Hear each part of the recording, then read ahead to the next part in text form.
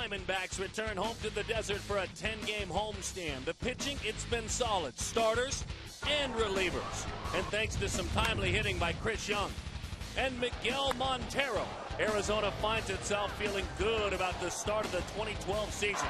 Kirk Gibson and company swept the last homestand against the Giants, and with a little luck, they can keep up the hot hitting at home. It's the Diamondbacks and the Pirates next on Fox Sports Arizona.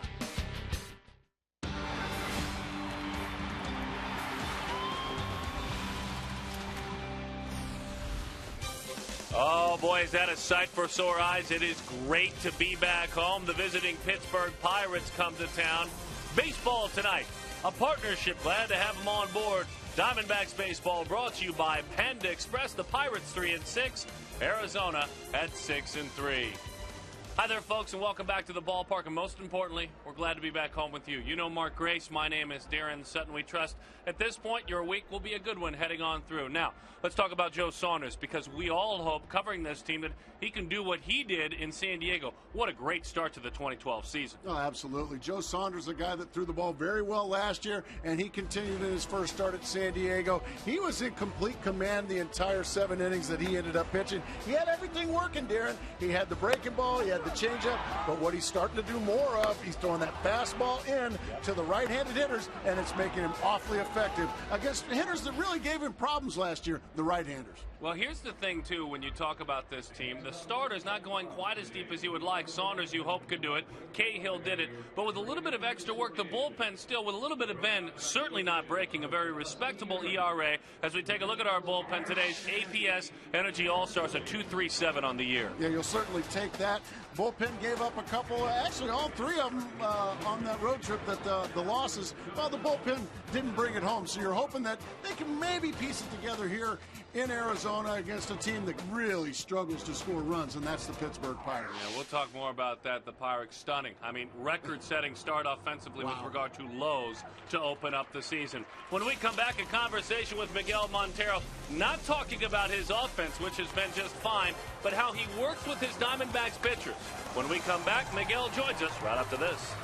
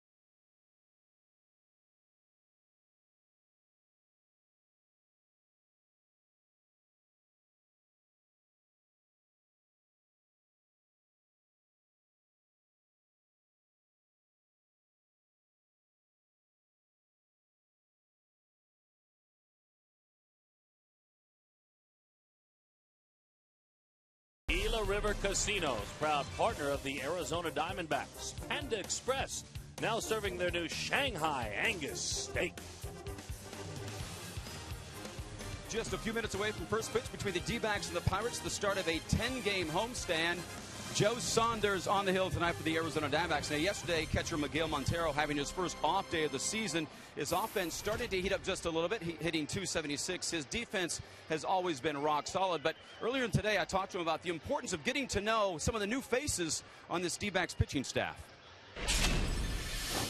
After I get to know him a little better, I might take a little trip to the mound and talk to him and try to see his approach, try to talk to and see what's going on. But right now they look like pretty easygoing, and I've been in the mound a couple times just to kind of, probably give it a little breather, because maybe a long inning, maybe a couple bad pitches, but just kind of give it a little breather.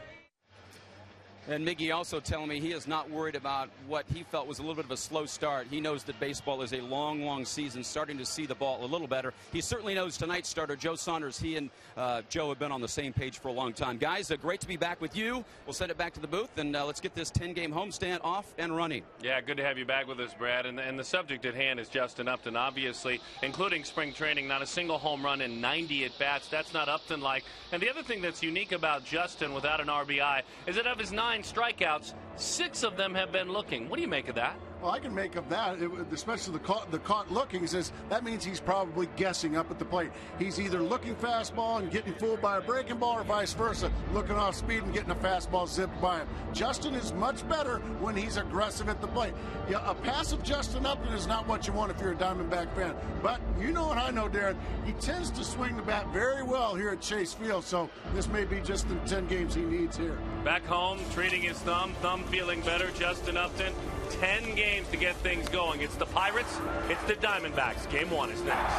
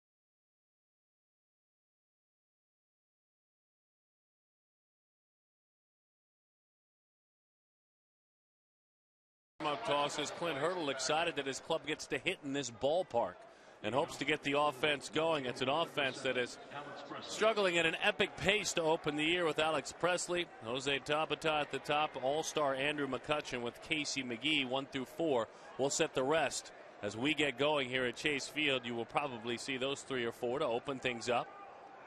Joe Saunders ready to start this game. Ryan Roberts way in at third on the grass. We are all back home, and the first pitch is high.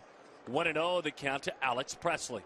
Alex Presley, well, kind of the way you draw it up. Leadoff man, he's a little guy that can run like a deer. The only problem is, well, hadn't been getting on base much, and nothing's going to change after this one.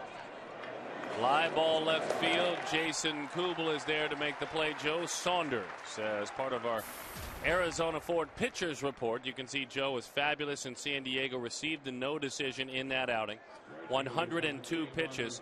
60 of the 102 pitches were fastballs, and as Gracie mentioned coming on the air, a lot of them into right-handed hitters. That's a part of the plate that he has reclaimed. Very important for a sinker ball pitcher, a way to do that. Absolutely. Most of your right-handed hitters are going to be leaning out to the outside corner of the plate. If Joe Saunders can crossfire that fastball in, he's going to be very effective. 1-0 the count to Jose Tabata. 4 for 30 to open the year. Not a run scored, not an RBI, not a long ball. Bouncing ball to short. High. Willie fires it across. Willie Bloomquist in time for the out. They're very aggressive out of the gates. 3 pitches, couple of outs. Pirates lineup. We mentioned the top 4. Neil Walker. Local fella, fan favorite back there. Rod Barajas. We know him, don't we, Arizona fans? Josh Harrison. Clint Barman is scuffling. Eric Bedard with a bat in his hand is 0 for 4 this year. And this is the guy that I would pay to watch play every day, Darren. This is Andrew McCutchen. If you haven't heard of this young man, folks, well, you will. He is a young star in this game, playing a little bit of obscurity in Pittsburgh. But this kid can play not only with the bat, but he can play some center field, too. Outstanding center fielder, as you mentioned, received a similar long-term contract than that earned by Justin Upton. They were both drafted in the first round in the same year. Line drive, base hit, left field. Looked like he picked on something off speed. Andrew McCutchen. Well, what peaceful hands there as that one kind of fluttered in nice and soft. He didn't jump at all. He caught it just a little bit off the end of the bat. It's a changeup from Joe Saunders, but he keeps those hands back and just rips it into left field.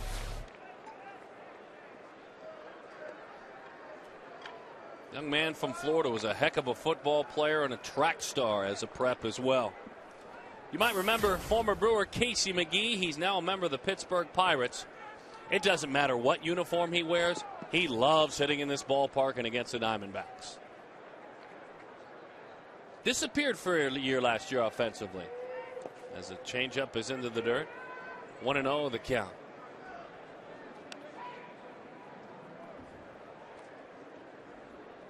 He's homered in the past against Joe Saunders, 2 for 6 in his career.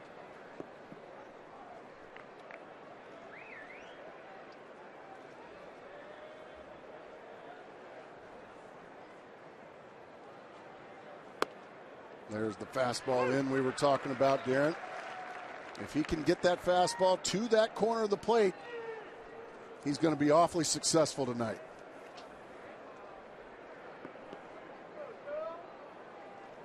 One and one the count. See if you can get one under the bat of McGee, get a ground ball, and end this inning. 2 outs in the inning. So McGee, when we say he disappeared last year, he, in his last 3 years with Milwaukee, hit .301, .285, then .223 a season ago.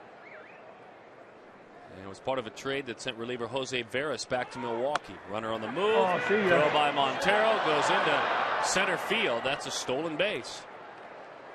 Wow. 3 stolen bases. Twice he has been caught this year. Well, Miguel Montero will tell you, this is a pretty lousy throw. No chance to even catch that baseball if you're Aaron Hill. Yeah, he just never got a grip on it. The numbers tell you, too, Joe does an incredible job keeping runners close. With Joe on the mound last year, 57% were thrown out that tried to steal. That's twice league average.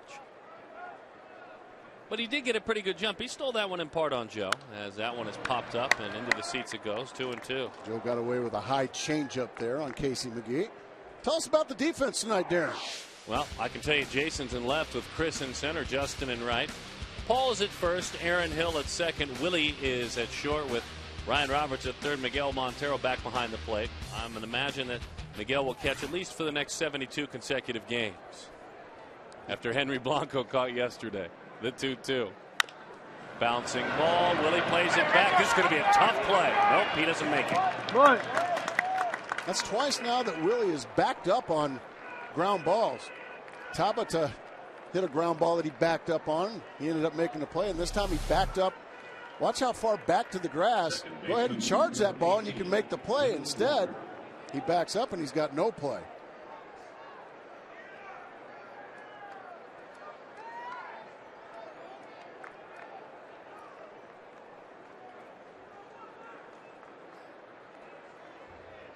You don't want your shortstop playing left field. You want him charging those balls. Pittsburgh has very few plate appearances, period, with runners in scoring position. Into the dirt it goes. Montero to save a would-be wild one.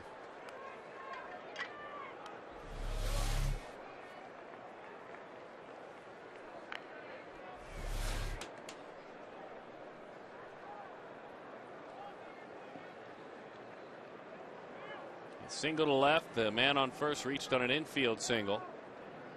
Neil Walker. Oh, 1-1. He was right on that Saunders changeup. I mean, he is right on this bad boy. Oh, dear. Folks, the Pirates have scored 18 runs this year. Already? 18 this season. Andre Ethier, Matt Kemp, they've driven in more runs individually than the Pirates have scored. And that just changed. Line drive, center field, a base hit, up, out over the plate. Clint Hurdle said he was excited for his club to hit in this ballpark, hit in warm weather. And I think Neil Walker will tell you to hit pitches like that up in the zone. I mean, just a fastball right down the middle. Neil Walker rifles it right back where it came from. And the Battling Buccos jump out ahead 1-0. That is the 16th team RBI for the Pittsburgh Pirates. 5 more than Chris Young has logged this year. Pretty amazing. Rod Barajas, a Diamondback for a long time as he takes a strike. I'll tell you what, right now, Joe Saunders throwing a lot of balls right in the middle of the plate. Looked like Barajas, fortunately, was taken all the way. As you can see, hitting a red-hot 050 on the season. Hitless in his last unlucky 13 at bats.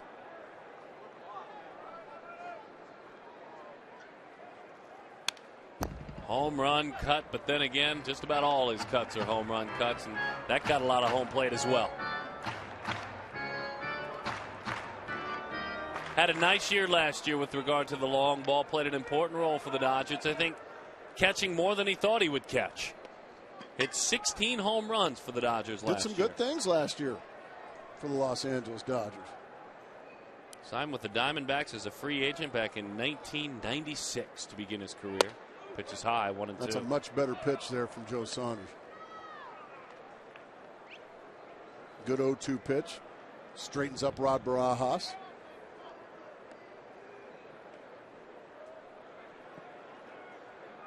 Played to pull a step or two on the infield. You can see Hill close to the bag. Outfield straight up. To the backstop it goes. In and out of the catcher's mitt. Now a single will play to pair.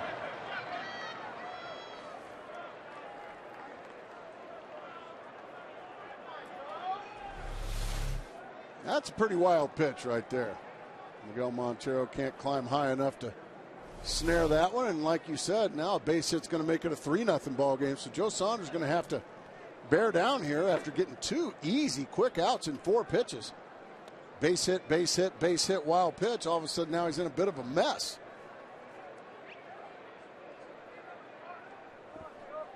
Two and two the count. Barajas deals with one inside. Now they're pitching well, these Pirates. The offense and the lower ERA means that all of their games are very low-scoring games. You talk about teams getting together, not scoring at all. Clint Hurdle has seen it.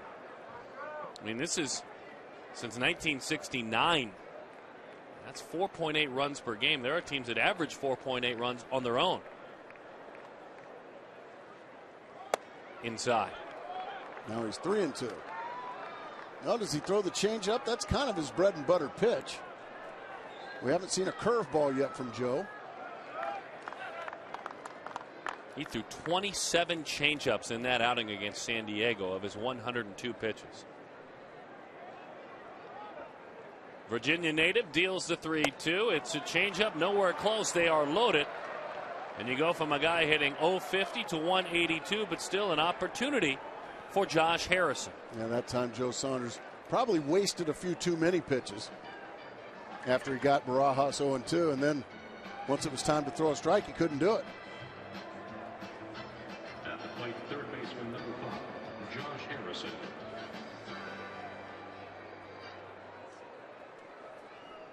Harrison this year, 1 run batted in, 2 for 11 on the season. He's a Bearcat, played at the University of Cincinnati. Changeup flutters, stays high and away, never got there. 1-0 the count.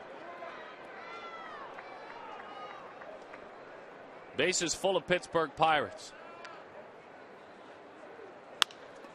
Fly ball right, took it out of the catcher's mitt. 24 pitches there thrown by Saunders. The Pirates lead it 1-0.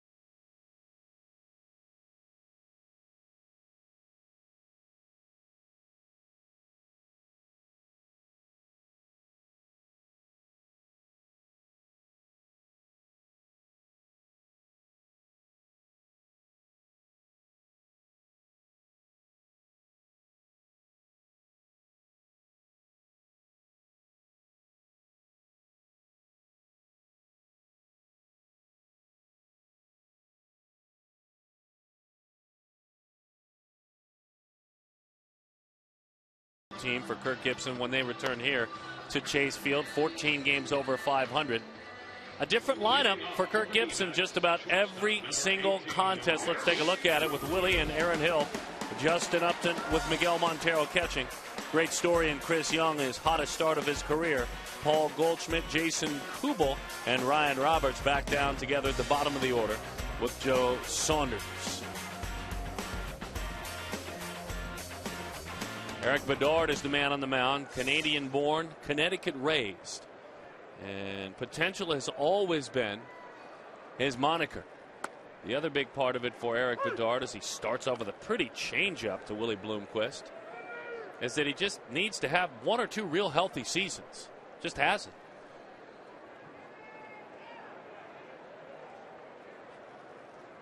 Curveball high. Bedard saying, Dan Bellino, home plate umpire, where was that one? That's a pretty good curveball to me. What do you think, folks at home? It looks like, according to Fox Tracks, he got the top of the strike zone. Fastball is inside. 2-1 the count. In his heyday, in his prime, when he was a younger and a young gun, about 06 in Baltimore, he averages about 93 miles an hour. He's not there anymore. He's in the high 80s now. But he can still cut it and sink it, change speeds. Breaking ball, fly ball, left field. Alex Presley is there, and he puts it away. A little bit more about Bedard, Gracie, the 33-year-old who this year has had 2 really solid starts, one against Philadelphia, one on the road at L.A. Health is the key, though, right? Yeah, with him. Eric Bedard's a guy that, man, he had some really good seasons with the Baltimore Orioles a handful of years ago. Signed a big contract with the Seattle Mariners and just could not get on the pitcher's mound. He just was hurt. Nice pitch there. Changeup over the outside corner to Aaron Hill. It's been his shoulder, his elbow, his back, his knees, his hip. You name it. He's had it all. Fastball killed. We've got a tie ball game here at Chase.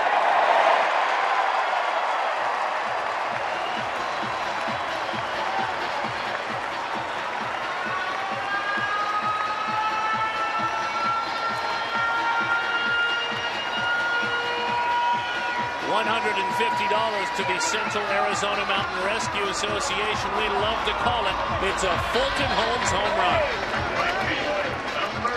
Number 3 on the year for Aaron Hill. RBI number 7. He picks out a fastball in the middle of the plate and crushes it. Nice short, quick swing. Never a doubt about that one.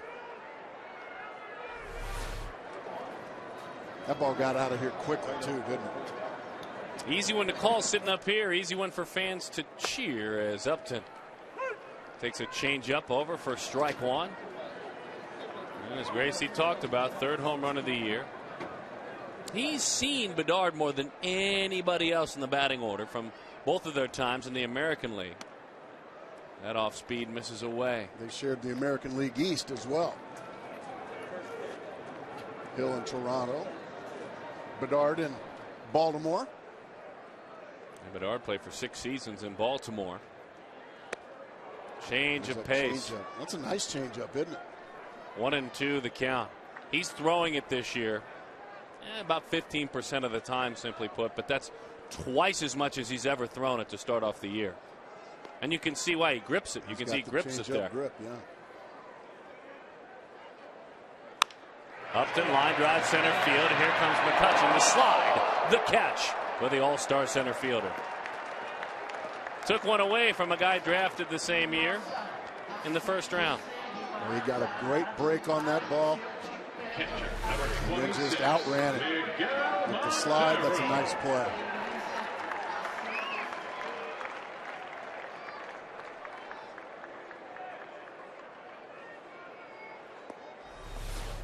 Just looks like he's having fun playing baseball, doesn't it? He always has. Well, when you're that good, it is fun. They have decided that, much like the Diamondbacks and their commitment with regard to years and finances to Justin Upton, that in Pittsburgh they will commit around this young man, look to rebuild around this young man. Montero a mile high to left.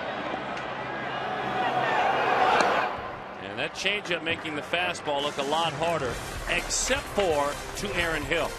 You can throw it soft all you want, but I'm ready for the heat.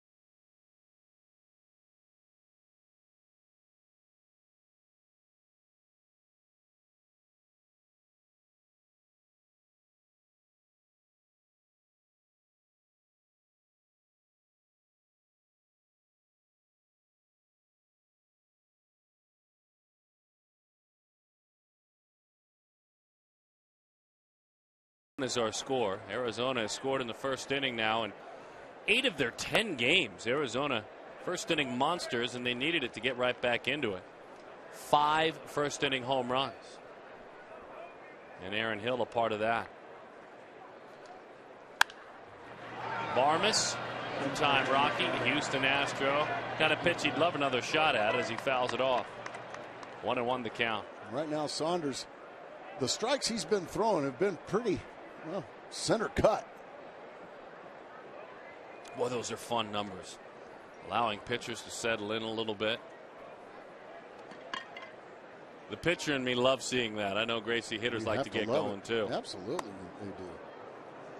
You want to come out and make a statement in the first inning. Pittsburgh did it, and Diamondbacks came right back and put a quick point on the board. Barmes, fly ball, Upton. Good pitch right there from Joe Saunders. Had it out over the plate. Clinton didn't do anything with it. Let's take a look at our Kia Motors key to the game. And Gracie, why don't you take it? You're going to love this one, Darren. Marching on. And for the Pittsburgh Pirates, through their first 11 games this year, Pirates are facing alternating opposing starters that throw right-handed, then left-handed, then right, and then left, and then right, and then left, and then right, and left. And then this time Joe Saunders is the left side. So, you know, like in the military, when you're marching, left, right, absolutely, left, right. So they're marching on. And guess what? Well, tomorrow's going to be a right-handed pitcher. So another step in the march. So marching on. Business as usual for the Bucks. Bedard laid on that one. Isn't that kind of interesting, though, it's worked out that way? And I may ask Clint Hurdle, or I may ask one of those fellas tomorrow, if that is, do you like that? Do you not like it? Obviously, their hitters don't seem to like it too much. That pitch is high, and we have some veterans in the ballpark as well, since you're talking about marching on. Go. Certainly glad to see that on Jackie Robinson Day. Original Tuskegee Airmen are here as well, and boy, that is our honor. Nice tie into your key, marching on. Very big league.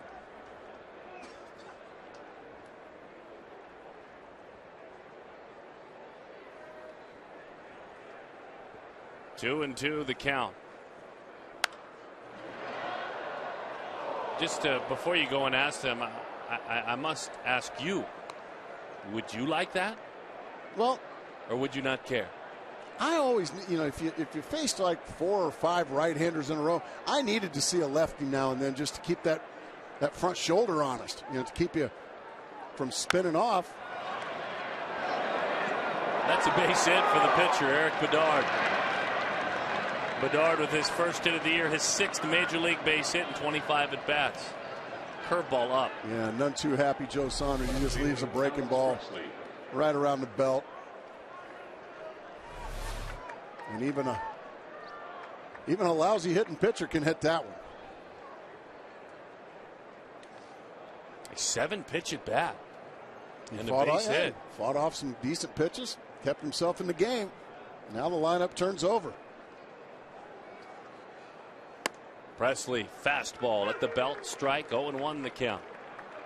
Alex flied to left field back in the first inning. We talk about the top 1-2 punch in the order for the Pittsburgh Pirates.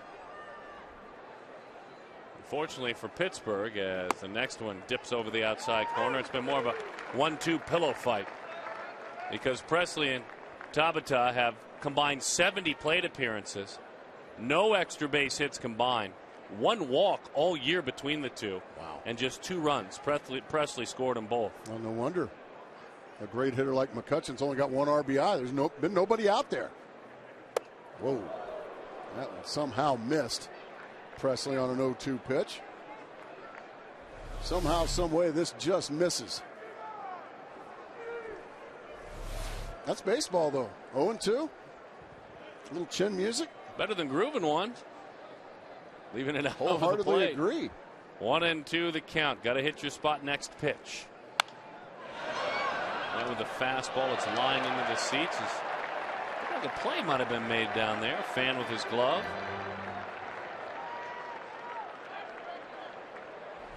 think we may have had a really good grab. Yes, we did. Oh, and protected the crowd behind him. That is a great grab by that left-handed young man. Oh, my goodness. The 1-2 outside. That fan down there that made that play, that's a contract. We're giving him the first contract of the year, 4 free tickets to an upcoming game, big discount at the team store. We're going to get it down to him. That fan gets a contract. Well deserved. So bring your glove to the ballpark, folks. 4 free tickets for that young man. Into the catcher's mitt. Boy, a lot of life on that ball diving down. Beautiful fastball there from Joe Saunders. That one, as you said, had some good late dip right underneath the bat of Presley. He's a strikeout victim.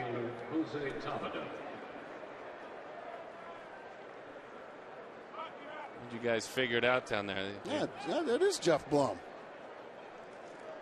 Yeah, a little bit. That gentleman much younger than the elder statesman that Blum is. Teammate of mine. That kind of remind me if we. Oh my goodness! What a play by Aaron Hill! Wow. Aaron Hill's having a pretty good start to this ball game.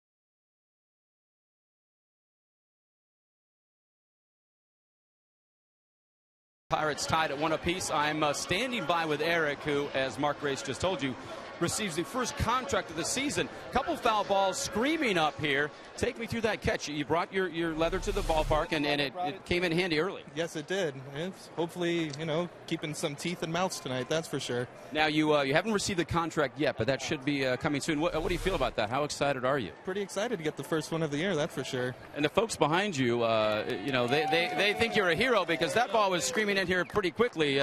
You maybe saved some lives back there. There we go. I like that. Every now and then, whatever I can do, during the game, I guess. Guys, we'll send it back to you. The first contract of the season and spectacular catch. Good stuff, Brad. Thanks for hustling down there. Eric made that fine play. Eric Bedard is on the mound. I wonder if anybody's told Eric that he kind of looks like Todd Stottlemyre. Ooh, now there's a good tie-in. I'll bet you they've told him that before. 2-0 the count. To the dangerous Chris Young, as that one is high. 3-0. Second in the league in on base. Second in home runs. Top 5 in slugging, RBI, and batting average. That's the start he's having. Hard to imagine where the Diamondbacks would be without this young man.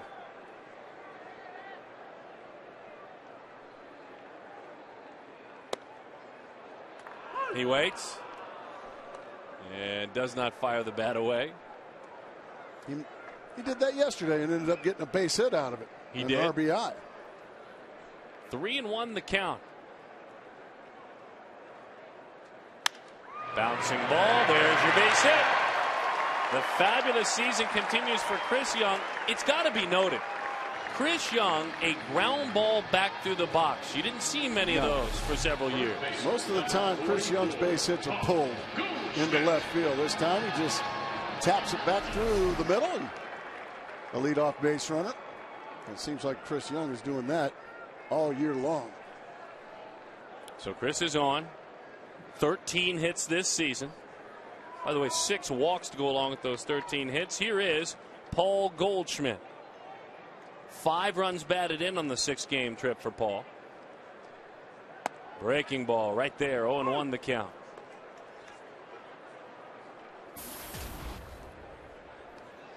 So dating back to last year, Arizona's last 28 home games, they're 24-4 in the regular season. That's unbelievable. That's awesome. With, not including tonight for Kirk Gibson, 31 home runs in those 28 games. They've already hit another one tonight. Inside. Now, if you're going to throw slow curveballs and slow changeups like Bedard is doing, much like Saunders, that fastball in just as essential, right? You have to throw it to keep those hitters honest. Otherwise, they're just going to lean out there, get those big arms extended, and hit it hard and a long ways.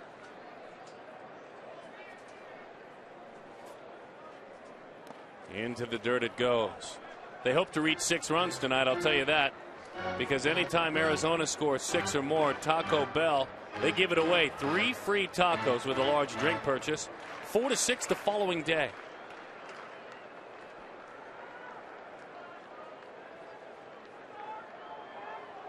Already a long ball. He's helping the cause. I think he's deep in reflection, dreaming of that home run. The 2-1.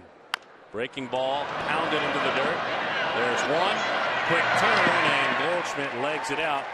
Neil Walker, I don't think, had a shot anyway. Chris Young was going in hard. So Paul Goldschmidt is on in front of Jason Kubel. Left field, number 13, Jason Kubel. Nice slide there. Goldschmidt getting down the line pretty quickly anyway, so the inning's still alive. 1 out now for Jason Kubel.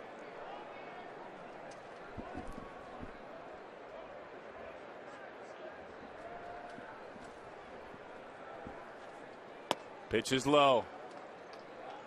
1-0 the count to Kubel, who has seen Bedard before. Remember, both longtime junior circuit players in the American League. Kubel 1 for 7 with a strikeout against him. 4 hits on the trip for Jason in 17 at bats, 7 strikeouts. Just off the plate.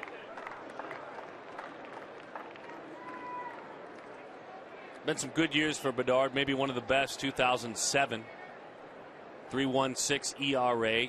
Again, didn't go 200 innings, never has, unfortunately, but he finished 5th in the Cy Young voting that year. He was an Oriole. CC Sabathia won the award.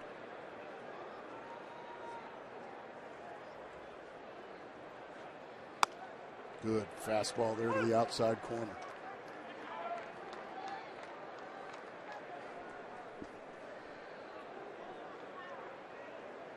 I mean, there's nothing to sneeze at. That's a 3.68, and in that time, you're talking about nearly 9 strikeouts per 9 innings. And you can almost feel with the way he's evolved as a pitcher, he'll still put up big strikeout numbers. 2-2. Tied him up with a fastball in after going away with the pitch prior. You can see Kubel nearly fell down trying to protect himself from that one.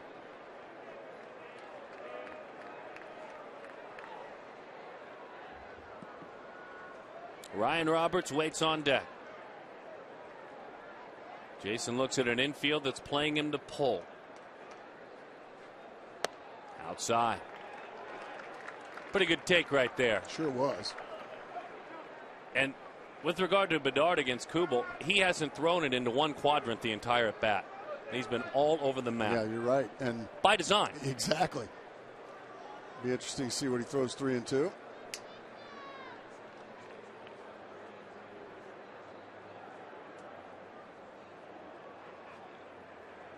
Fastball. Thought it might be something soft. He lost it. Good at bat there by Kubel to draw the walk.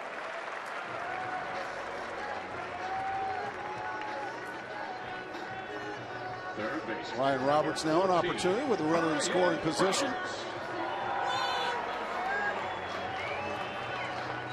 Pirates don't walk many. They don't give chances. They've walked just 25.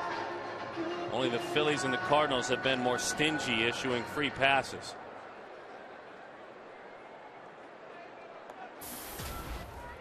And now Ryan Roberts. Like Upton, like Young, a hitter that's just simply put better against left-handed pitching. Significantly better.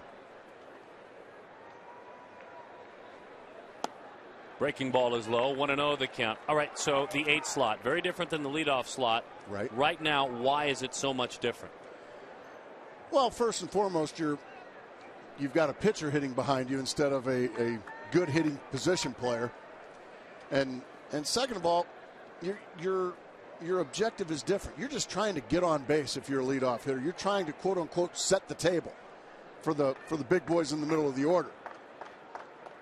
Whereas now, as a leadoff hitter, you don't get these opportunities very often. Runner in scoring position, 1 out. Usually a pitcher is either bunted ahead of you or made an out ahead of you.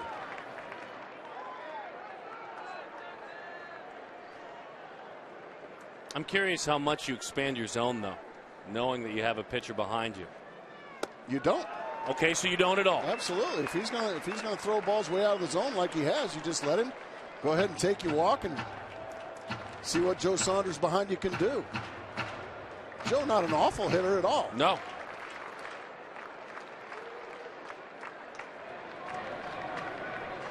But I guarantee he's got the 3-0 green light here.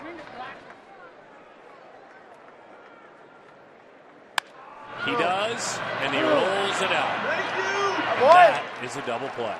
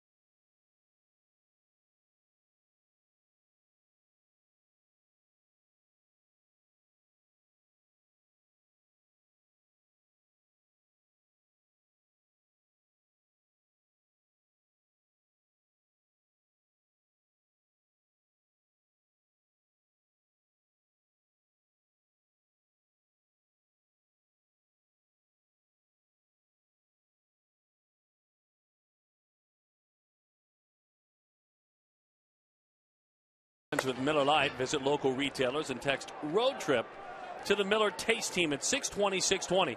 That's your chance to win one of 3 interdivision rival flyaway trips this summer. Joe Saunders goes back to work. He faces McCutchen. And behind him, Casey McGee. And behind him, Neil Walker. 1-1 is our score. Frustrating end of the inning, certainly for Ryan Roberts. Yeah, he didn't have a very good swing at a 3-0 pitch and ended up tapping it to the other side for a double play. Speaking of tapping it, McCutchen 1 pitch, 1 out on a tapper to Willie Bloomquist. First baseman Casey You think McGee. about these Pirates, Gracie, and for them to get on early and score was a big deal.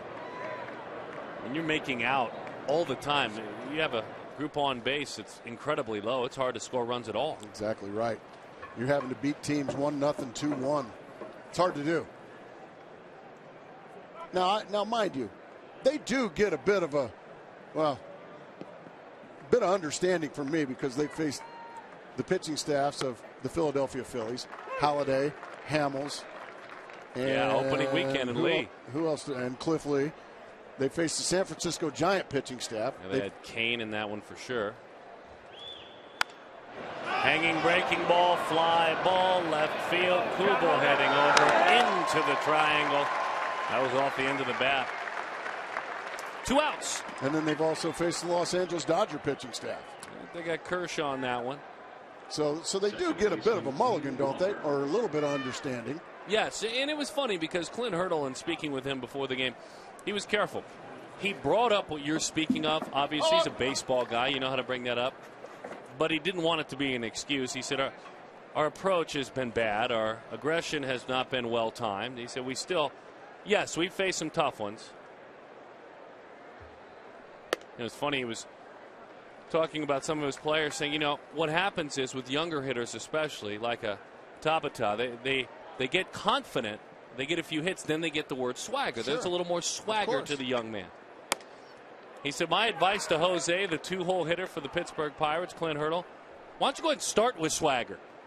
Yeah, maybe good advice. Just pretend like you're hitting. Yeah. Tell yourself you're hitting. Well, if you stink, act like you don't. He made the comparison to, not everybody can have money in their pocket. He said right now, Tabata, his pocket's empty, but walk around like you've got some money in your pocket. I like that. 3-0 now to Walker. And he lost him. A 2-out walk to Neil Walker, who has been on twice. Catcher Rod Barajas.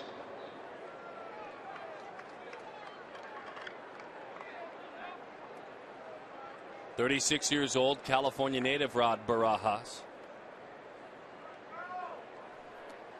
After leaving Arizona, journeyed to Texas and Philadelphia, Toronto, the New York Mets. He's had himself a good, long, nice career. One of the nicer guys you'll ever find in the game, too. Not many of my old teammates left. Home run cut. Did he keep it fair? Deep left field. That one is foul. Oh, boy. That was a bomb. But just foul. Goodness gracious. Come on, stay fair. Please, please stay fair. Oh, I killed that ball. Please stay fair. No. Few feet foul. He hit a home run off of Joe last year, so there's been a Saunders sighting. He has him in his sights, and he got him last year. Let's see where Joe throws him now. If it's soft, down and away, some of those sinkers. Yeah, nice career against Joe. Good pitch. Make him move his feet a little bit.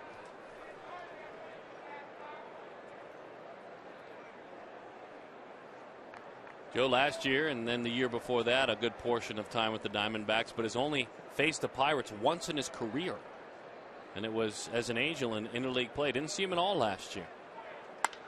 Belted left field, well struck, but on a line. Right there to Kubel, who puts it to bed. A walk in the middle of it all, but then cleaned right up by Bazooka Joe.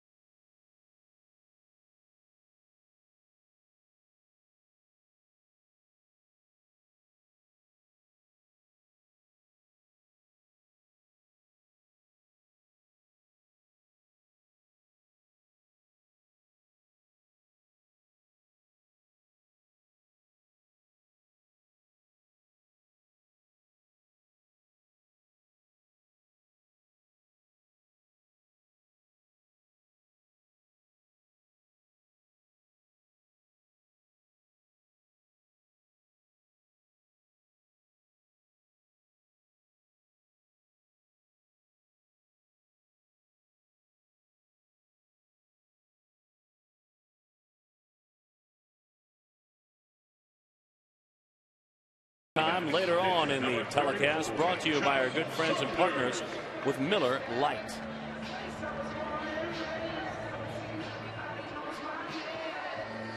Bedard ready to go back to work. Has not had a clean inning. Has had to work through a handful of base runners. Gave up a home run to Aaron Hill in the first inning. And the man we dubbed Bazooka Joe last year with a bat in his hand digs in. And if you missed why, he had bazooka gum that he stepped in the batter's box, and it was stuck to his spikes and his batter's gloves and his bat and his helmet. He was the new Bazooka Joe. Breaking ball, 1-1 the count. You know you've arrived with a fun little nickname when you visit his baseball reference page. Fun place to do some research. Has official nickname now for Joe Saunders on his baseball Bazooka reference Joe? page as Bazooka Joe. Outside, 2-1 the count. Is that what his teammates call him? Oh no. Just a couple of guys sitting up here, the eyes in the sky. That's really the only people that call him that. Okay. The 2-1. 3-1.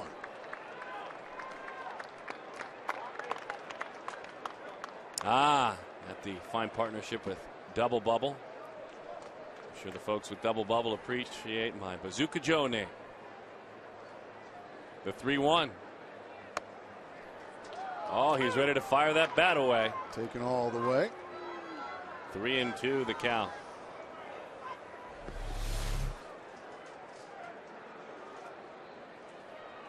That still looks like a strike to me. What do you think?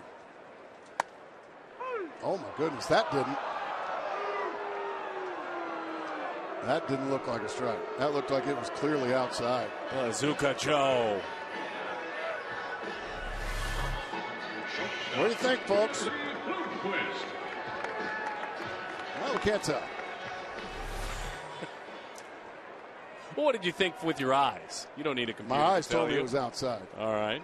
There's Willie Bloomquist. And you just take a peek back at Dan Bellino and say, please give me that pitch as well. Willie flied to left field back in the first inning. Sinking fastball dips over the outside. 0-1 the count to Willie. 4 for 18 with a walk on the recent road trip. To the backstop it goes. Looked like a changeup that was stuck to his fingers. Just pulled it inside. Willie none too pleased. As we see Joe Saunders talking about that strike zone to have to give up shortstop yesterday to John McDonald. He likes to be out there, Willie does. Pitch is low, 2-1 the count. Johnny Mack played a couple of games very well in his absence, though. Heck of a defender, and Kirk Gibson sometimes makes decisions that are best for the team and for the players and the rest that they get. A veteran player like Bloomquist. Well, he didn't get that call.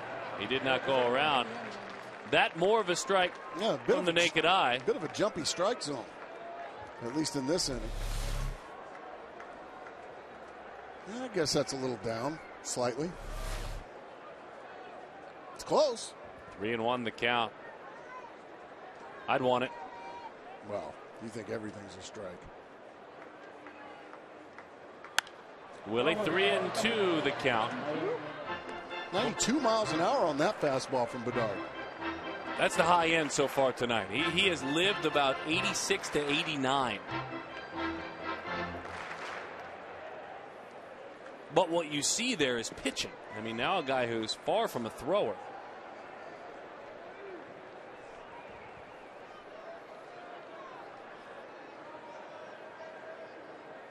Got him. Chased up and out of the zone. 91 miles an hour. Two of the best fastballs velocity-wise that he's thrown tonight. All right, I'm told we've got a fabulous AT&T trivia question tonight. Brought to you by AT&T. Rethink possible. Name the top 3 active pitchers with the lowest earned run average against the National League Western Division. Didn't we have this already? Great ERA against the National League Western Division.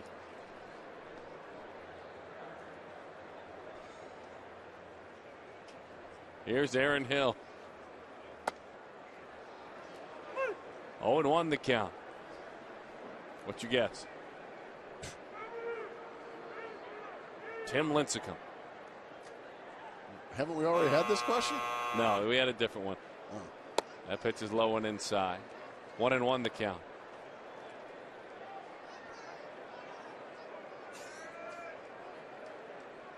Ian Kennedy.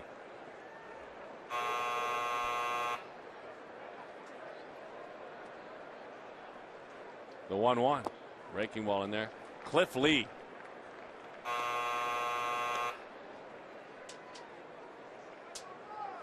Daniel Hudson.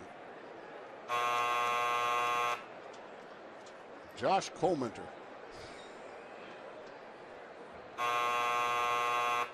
Trevor Cahill. The 2-1. Of course, we gave you no qualifiers, minimum starts. Yeah, I mean, what he might have faced, what, he's like 4 innings. It's been a struggle with the trivia this year. 2-2 the count. So you got it. Good job, Gracie. Thank you. Trevor Cahill had a good game yesterday against the National League West. Little number off the end of the bat. Didn't he ever? He was fabulous yesterday. So I'm glad you got the one. You got it. Well done. Thank you.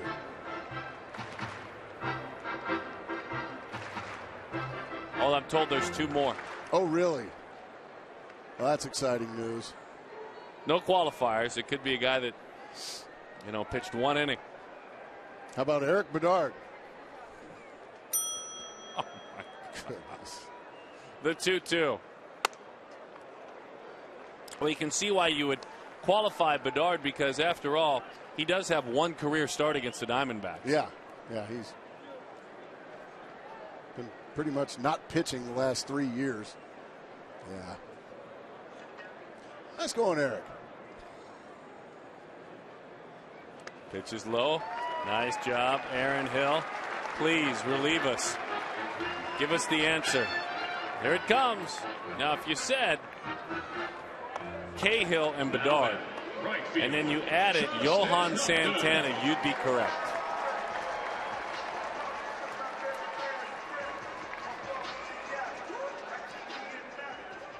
What a horrible trivia question. Here's Justin Upton. Darren, that was your question, wasn't it? No, it wasn't. It was not, unfortunately. We have some good leaders over there at the mothership at Fox Sports Arizona. I'll share with you in a minute who sent that over. Pitches inside to Upton.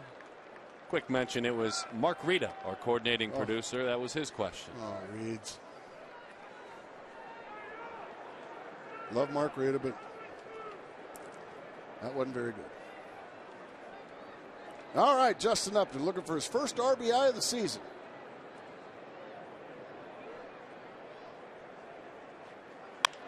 In on the hands, it's a fly ball to center field. Upton is erased. He is 0 for 2 twice. He has had to deal with Andrew McCutchen. We rolled on to the 4th inning.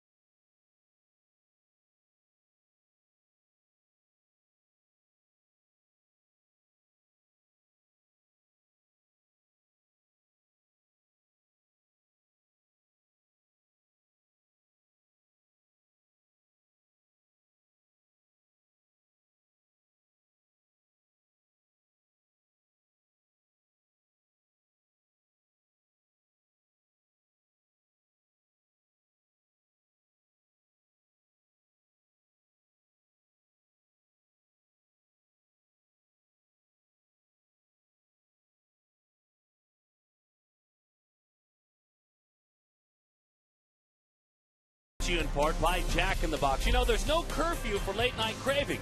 So stop by Jack in the Box where the entire menu is available all day long. AT&T, the nation's largest 4G network. AT&T, rethink possible. Beautiful shot of Sedona as we welcome you back. And the off-speed pitch is a strike to Josh Harrison. Joe Saunders ready to rock and roll. He has not had a clean inning either. Single in the second, walk in the third. And in the first inning, he dealt with 3 hits and a walk. That's how he allowed the lone run. And he did not like that late call of time at all. It's about most as much pitchers emotion. don't like that. And he doesn't show much emotion. Joe doesn't. 0-2 the count. 4 hits for the Pirates. 2 for the Diamondbacks. Neither team's committed an error. Again, Pittsburgh came in hitting 188 on the season.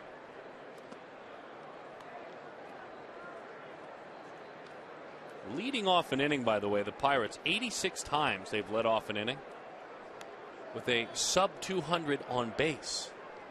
Amazing. Going to chase a high change up there. It's hard to get anything going. Yeah, when 80% of the time your leadoff man is back in the dugout, yeah, it's hard to score with 1 and 2 outs. 1 and 2 out runs. There's a strikeout.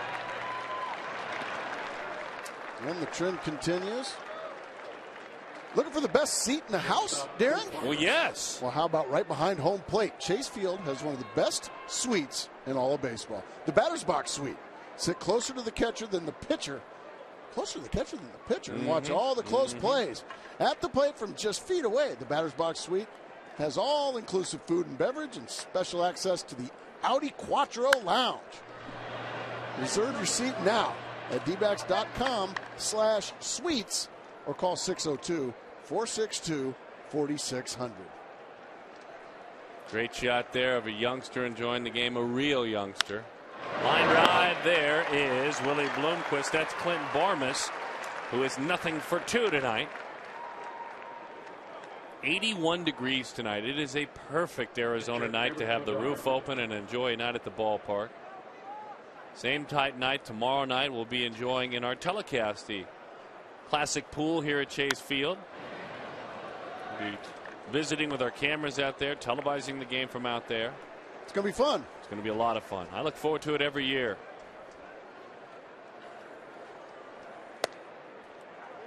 One and one the count. Well, Saunders now looking at Dan Bellino. And you remember calling strike 3 on me? That was an even better pitch. Gas right by Eric Bedard there, up and in.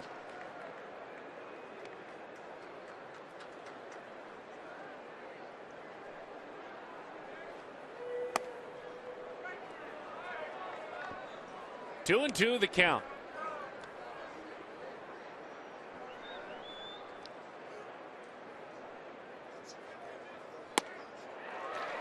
That is strike 3. So tomorrow, enjoying the evening at the ramtrucks.tv pool. Oh, good stuff out there. I'm not going in, though. You are. Oh, no.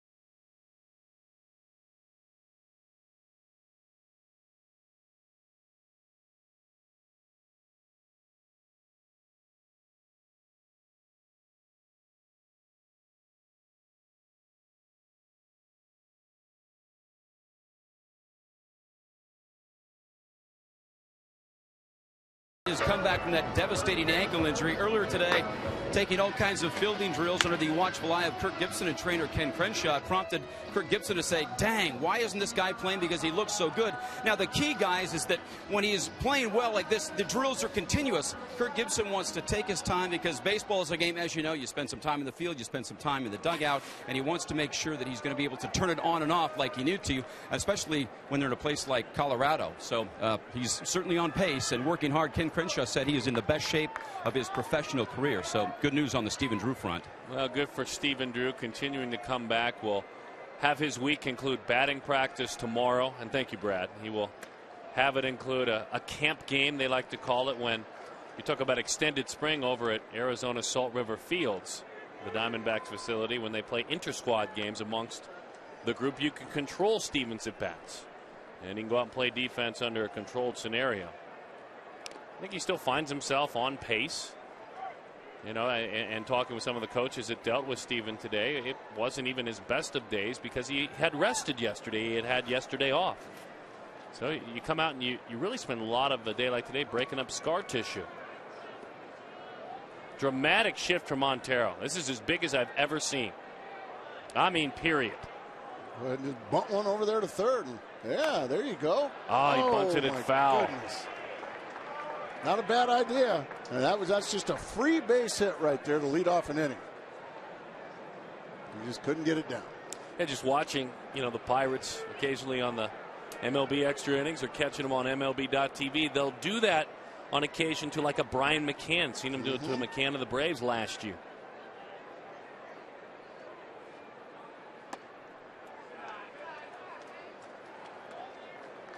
Yeah, Rockies' third base coach, Rich Dower, who was one of the first to start shifting infields around that dramatically, did it in Milwaukee. Now he took a shot. Now with 2 strikes, he's got to swing it.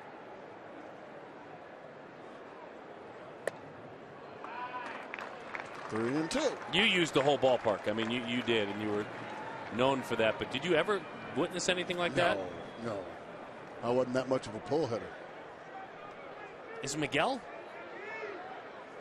on the most of the balls on the ground? That's not going to matter. High fly ball in the left center field. The ballpark held it. So where you play some Gracie's ride in the outfield, it doesn't matter. He gave it a ride, nearly got that balcony. He doesn't hit many ground balls to the left side of the infield. He'll hit plenty of fly balls to left and left center, like this ball's in left center.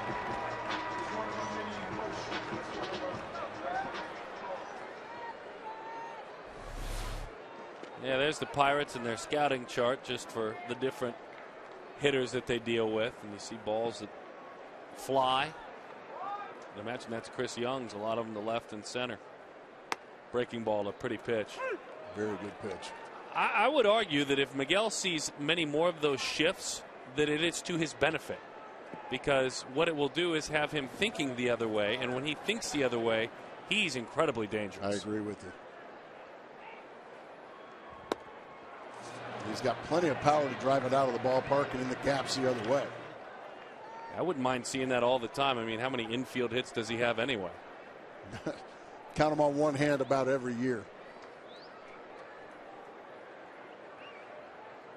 The red hot Chris Young takes high, 2-1 the count.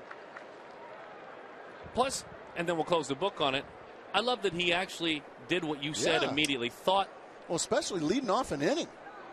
It's a free base hit if you just get it down. Tried to drop down a bunt. Inside. His base hits this year, Miguel Montero, 4 to right, 4 to center. So you take half of the 8 hits, though, that were not pulled. You're not pulling the baseball if you've got a base hit to center field.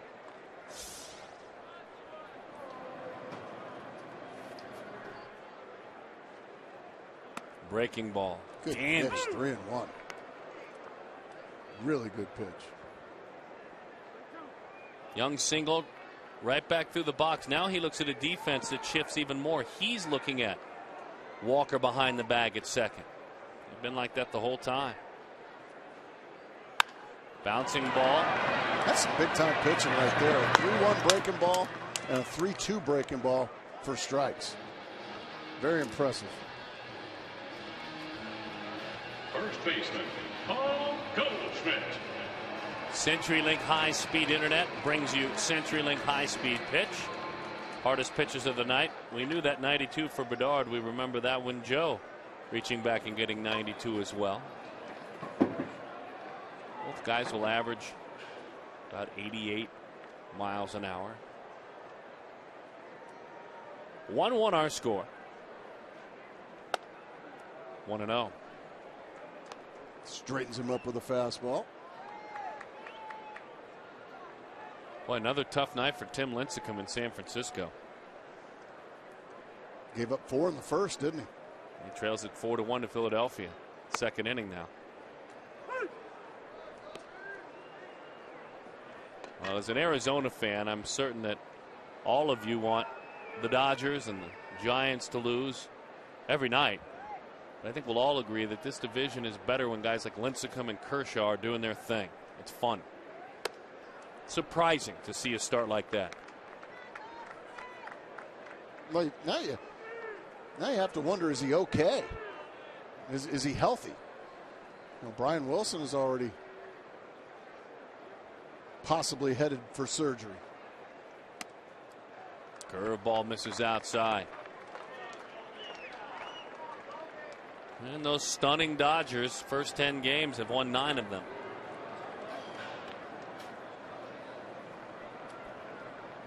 To a 3-1 curveball and a 3-2 curveball to Chris Young ahead of Goldschmidt. Let's see what he does with Goldschmidt. He lost badly. Ball 4. It's interesting when you think about these Pirates pitching wise, they get the job done. They're not a big strikeout team, though. Fewest strikeouts by pitchers in the National League. You know what's surprising? Number 3 on that list of the fewest strikeouts for a staff this year is the Giants. Fewest. You'd think they'd be the most with the Lincecum, Kane, a healthy Wilson if he were there combination. Some crazy things going on in baseball this year. That's why it's the best game on the planet.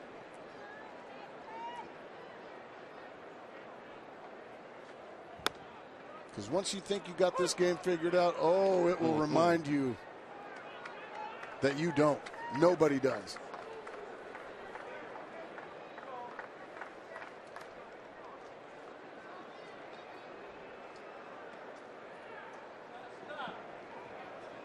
It's been a unique start for him. Walking the line between being patient and aggressive as a hitter. Inside, 1-1 the count.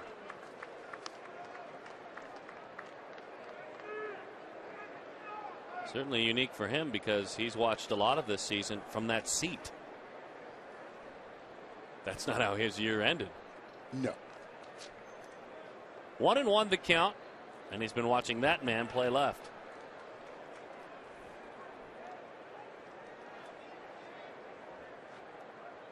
Curveball, home run, cut, but he missed it. Kubel had a good rip at a curveball there. All he was able to do was foul it back. This is entering tonight.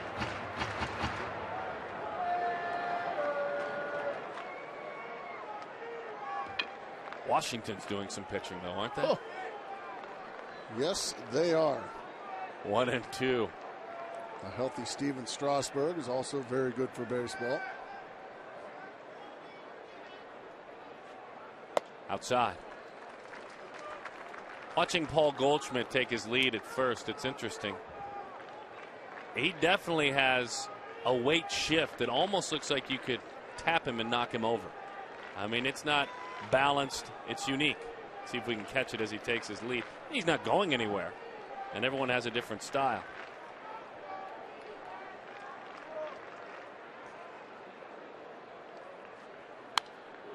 Flipped it back to the screen. Almost looks like he's trying to start a race. It is very interesting.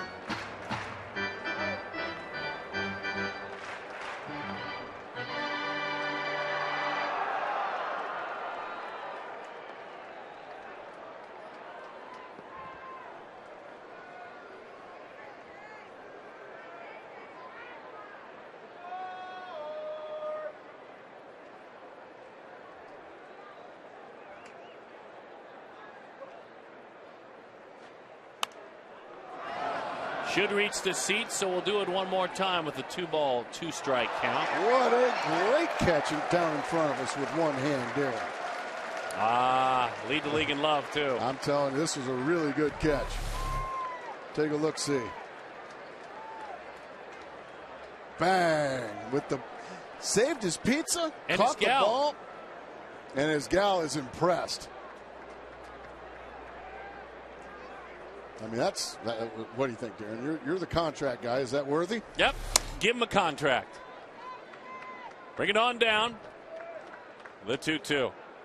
Outside. That one skitters on by Barajas. That was a changeup that he got on the side of and pulled it with him. So, runner in scoring position now for Kubel. And this will probably go as a wild pitch. And even though it doesn't hit the ground, looks like Barajas may have been crossed up. We're talking about it right now. Not to be tough on Rob Barajas, but he had to be crossed up. That's a pass ball. Did they give it to him? Well, I mean, unfortunately, you got to take a bullet for your pitcher when he crosses you up, because official score is not to know that.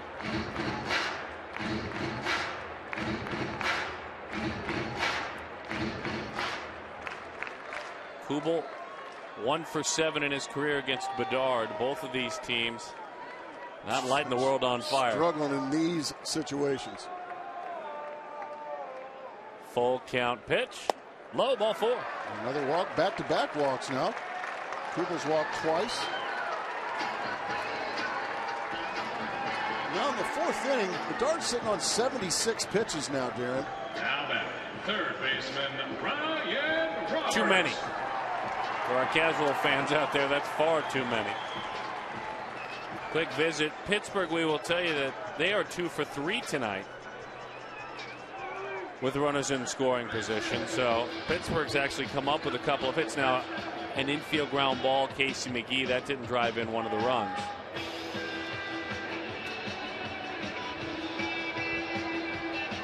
Everybody gathers on the mound. And this, more than anything, you mentioned the pitch count. This Ray Searage visit allows Bedard just to catch his breath.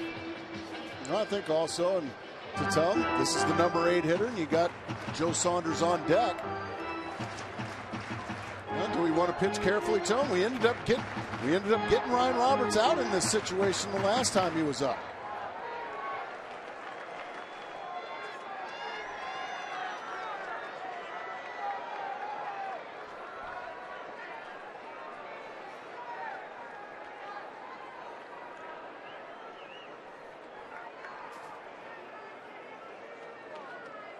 Curve ball, 0-1.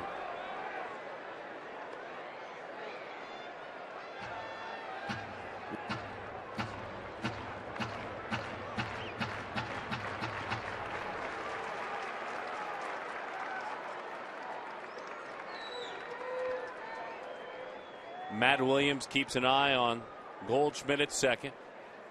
Pitch is low.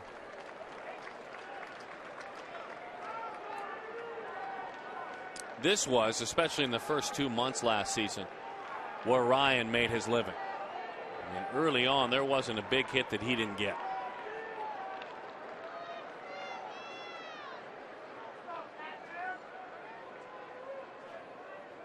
Breaking ball. Ooh. Just inside. 2-1.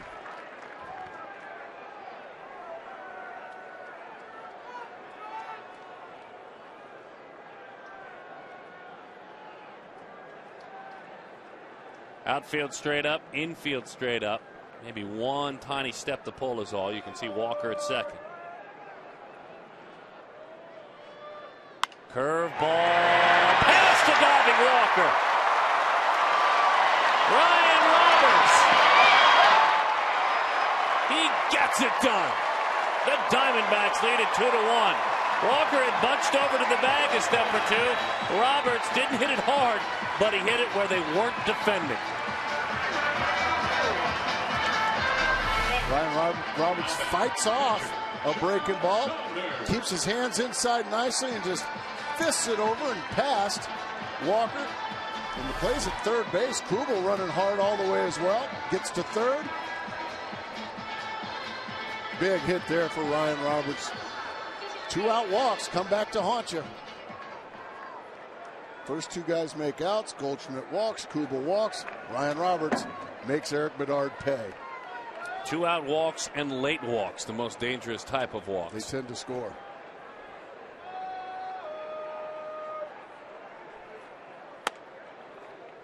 Joe Saunders, he has not agreed whatsoever with Dan Bellino when he's at the plate.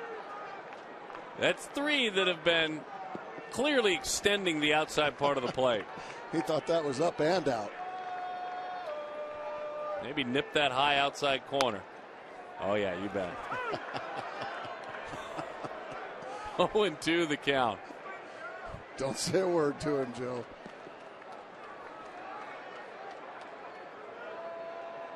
Better be swinging it, partner.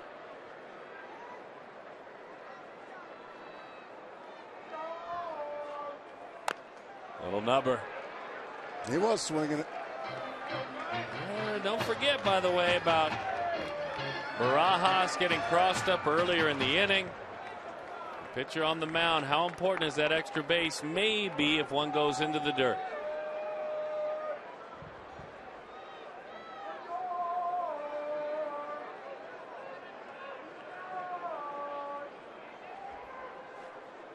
Curveball high. I think Joe got a break that time. Now Bedard wants it. Bedard pointed up to Bellino, and Bellino nodded his head. I think Joe got a little bit of makeup right there.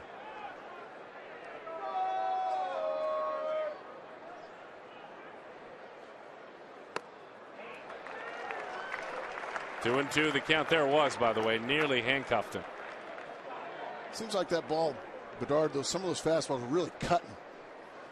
He'll level that wrist out and lower the arm angle. That'll mess with his changeup and his fastball on occasion.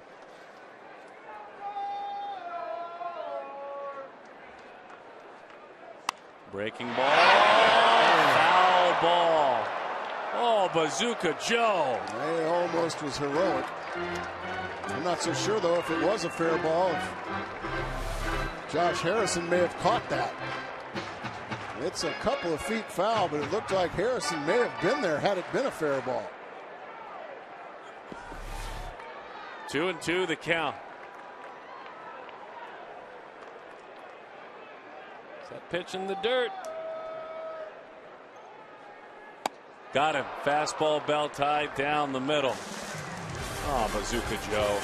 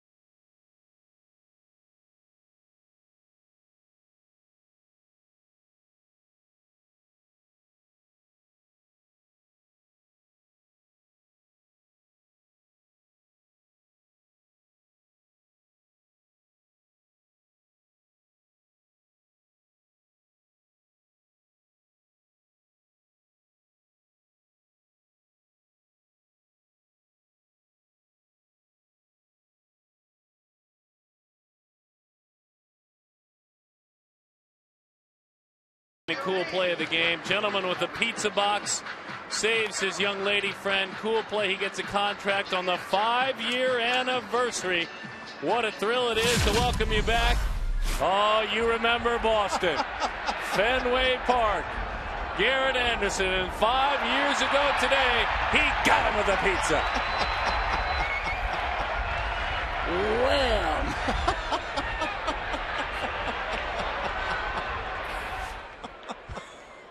That's one of my favorite plays of all time. Just for you, my friend. Just for you. That's pretty good. That's pretty good control with the pizza. 2-1 is the score. So happy 5th anniversary to those 2 fans at Fenway Park. Took it with him. Beautiful bunt. Joe says, I've got it. He doesn't have it this time. And a tumble and a roll. Hill goes right over the top of him. We saw, 3 times last year that Saunders left his feet around the pitcher's mound or home plate and made plays very much like this.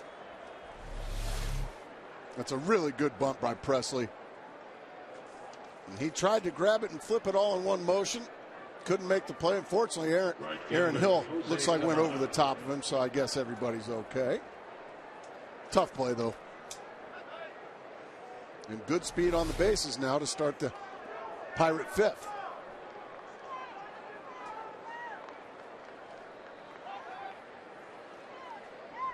By the way, the gentleman who they hit him with the pizza guy in Boston on the 5-year anniversary ran in the Boston Marathon today.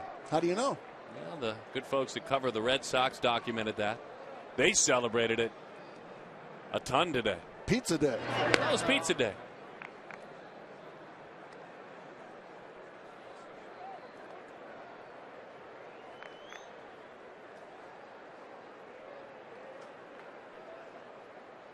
There's our pizza guy.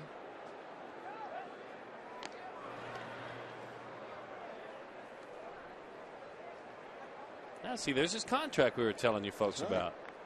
Well earned. He's got the pizza and the nachos now.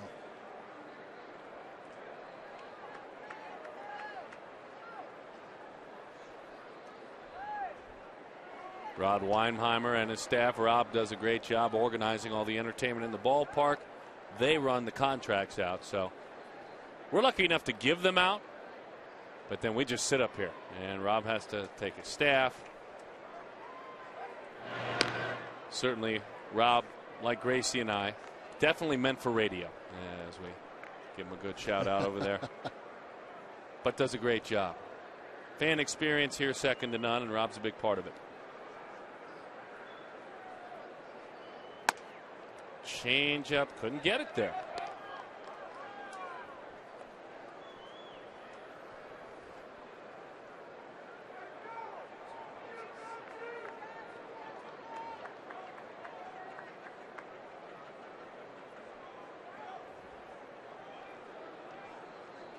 Runner goes, pitches high, throw down in the dirt. Still in time, he got it.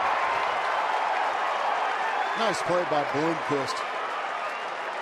Catching the short hop and getting the tag down quickly as Presley's diving into second base.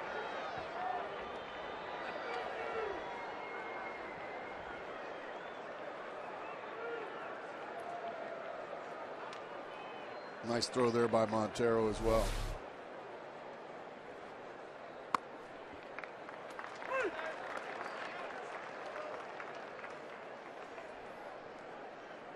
Miguel Montero going to have to get a new glove or something. Glove might have broke.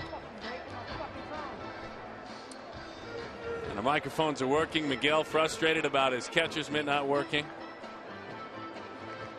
Guys are, I would imagine, Gracie, Gold Glover out there that you had at first base, you weren't too pleased when your equipment broke down mid-game, Not were at you? all.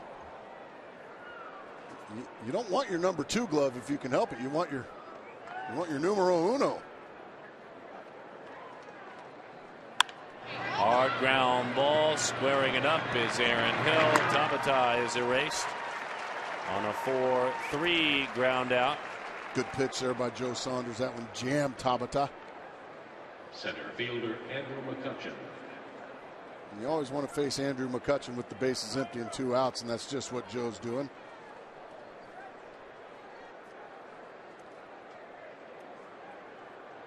Joe rolled out in his first inning. Couple of outs on 4 pitches. Then it got a little crazy. 3 singles, a wild pitch, and a walk after. Third inning, 3 pitches to get 2 outs right away. Fourth inning, 8 pitches to get 2 outs. And here in the fifth, 5 pitches to get 2 outs. Cruising out of the gates. And you know what helped him? Look, if you're Clint Hurdle, you have to be aggressive. You have to try and get things. But isn't that just the way it goes? That you're not hitting at all and you get caught stealing? Of course that's the way it goes. Of course it is. Belted, foul. And you know what else happens? That ball is always foul. And Rod Barajas' ball is always foul. A great sense of humor before the game when a vacationing regular beat writer for the Pirates returned and had some questions about the offense. As that one is to the right side. The writer who covered the Pirates all through spring training and then took some time off and rejoined the club here. First question for Hurdle was, I've been tracking you guys from afar. Is it approach? What's the problem? Do you think you'll come out of it? He said, nope, we're not coming out of it. As a matter of fact, I just called the commissioner. We're quitting for the year. Just missed. Kind of sounds like Clint Hurdle, doesn't it? Clint's a good man and a good manager.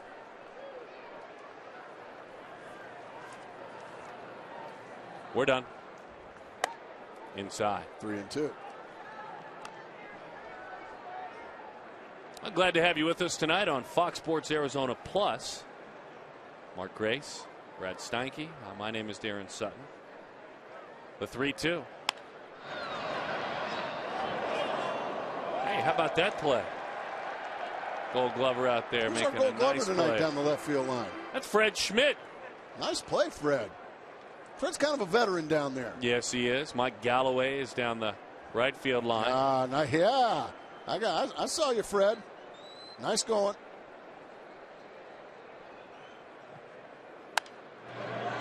Fred Schmidt, of course, his buddies, they call him Bazooka Joe. Fred Schmidt. Yeah, that's a nice play by Bazooka Joe. Come on, Darren. They kind of look alike, those two. McCutchen fighting off some awfully good pitches from Joe Saunders.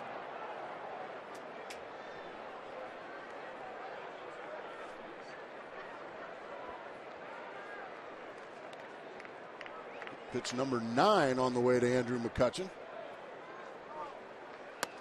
Oh, what a breaking ball.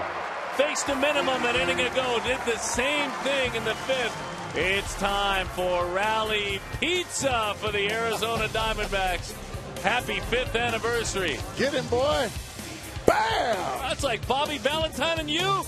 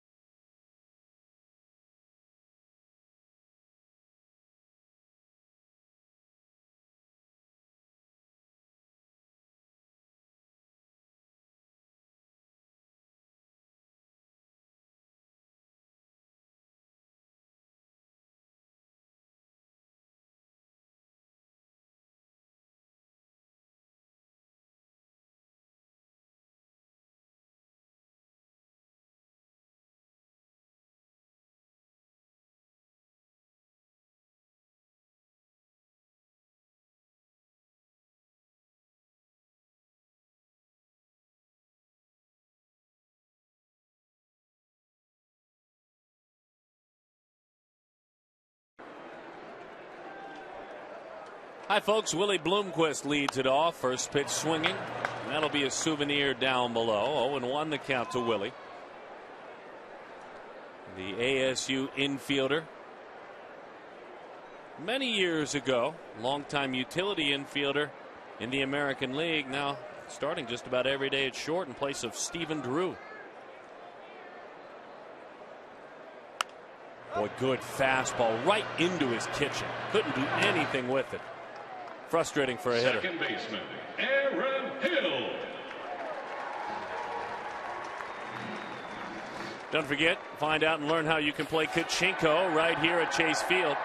Go to the interactive kiosk near section 111 during regular season home games. It's Kachinko. It's Gila River Casinos. It's one of the greatest things going.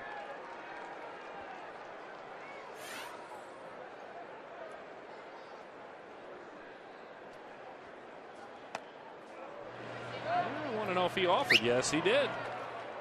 Yes, he did. That's Jerry Lane down there.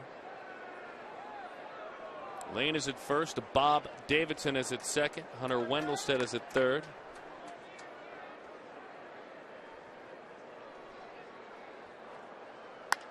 High drive left. Did he get it? He didn't square it up. Over there to make the play is Alex Presley. You find yourself excited because he hit one out of here in the first inning. 2 outs in the inning. Right fielder, Justin Upton. There was a changeup, and he just got it off the end of the bat enough to keep him in the ballpark.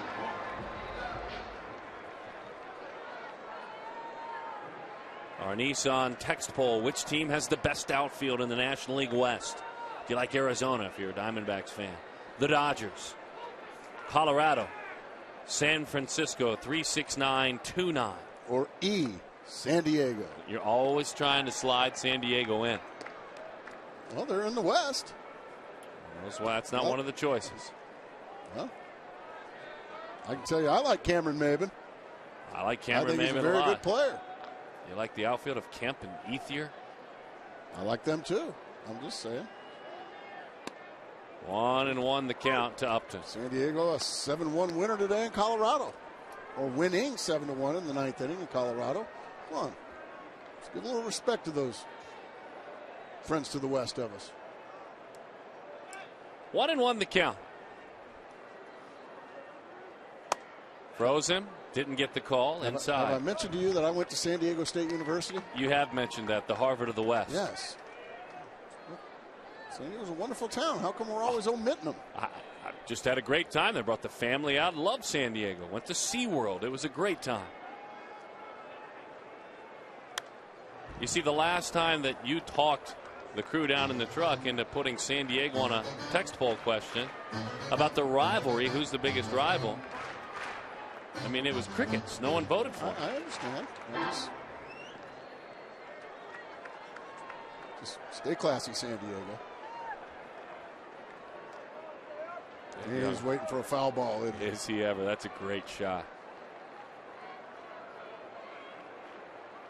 Breaking ball, bouncing ball. On across in time for the out. That's the first true clean inning for Bedard. That may give him one more in this ball game.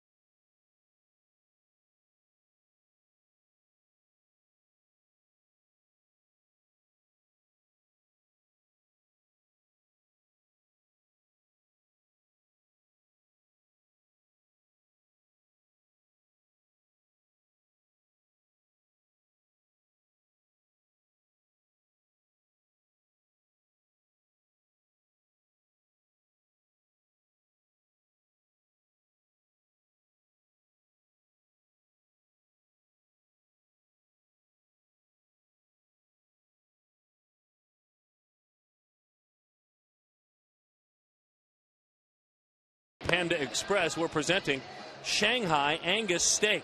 It's Angus top sirloin with a delicious Asian flair. Enjoy today at Panda. Get your free steak bowl this Tuesday. So that's great. That's tomorrow. For more information, go to their website or like them on Facebook. We love stopping by Panda Express. Gracie and I's favorite place. Love it. Arizona has led at one point or another in every game this season. They lead again tonight 2-1. Bouncing ball, first pitch swinging. Ryan Roberts. Couple of hops on a cross in time for the out. One pitch, one out. Casey McGee is 1 for 3 in the contest. Just turned over a changeup on him first pitch and got him on an easy ground ball. Yeah, we're kind of having some fabulous food memories, Gracie. We talked about the 5th anniversary of the pizza. This is a good one here. The nacho guys.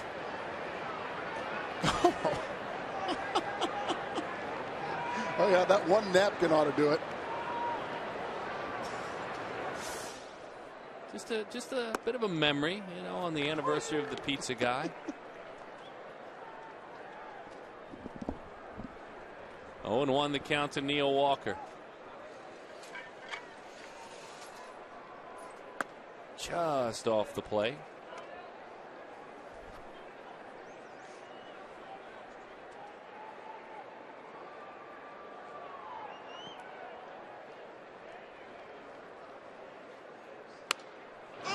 Fly ball off the end of the bat. Boy, good changeup. Couldn't do anything with it. Walker, who had been pretty comfortable, singled in a run and walked. Flies to center field. Joe Saunders has thrown 2 dandy changeups in this inning to retire both McGee and Walker. 4 pitches, 2 outs in the inning. It's like he has been quick in all other innings to get those first 2 outs. Hey, a quick hello and a best of luck to Jason Contreras. Going to be undergoing surgery tomorrow. Gracie and I want to let you know to get well soon, and good luck to you. We're glad you're watching tonight. The guys down in the clubhouse want to send out the same good wishes as well, Jason. Go get him, Jace. Hot shot, line drive, left field. Kubel will cut it off. Barajas hurrying on around. The fire, the throw, and in there with the double. Body sprawled out everywhere. That was a 12-car pileup. I mean, everything in slow motion. Come on, Rod. Get that big body going. Oh, I'm thinking double. I'm thinking double.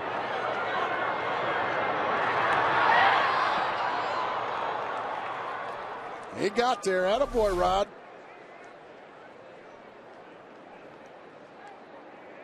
And they're not doing anybody any favors. There really wasn't anything too quick about any part of that play. No, not at all. Outfield, base running. That one is fouled off. Another good change up there from Joe Saunders. Second extra base hit of the year for Rod Barajas. It just dies, and way out in front of it is Harrison.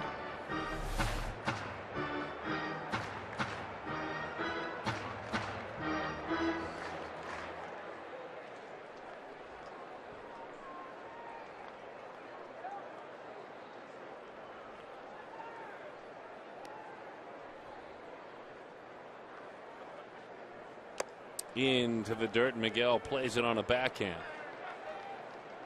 Well, Rod had 13 doubles last year. That's not so bad. Not a bad total. I'm guessing most of those should have been triples, though. Quite possibly. Yeah, I stretched hundreds of triples into doubles. Triples make you tired. Let's go ahead and just stop at second. Broke his bat. Coming on in. Kubel still coming. Charging. He makes the play for the out. Holding on to the lead. You're exactly right. With that changeup is Joe Saunders.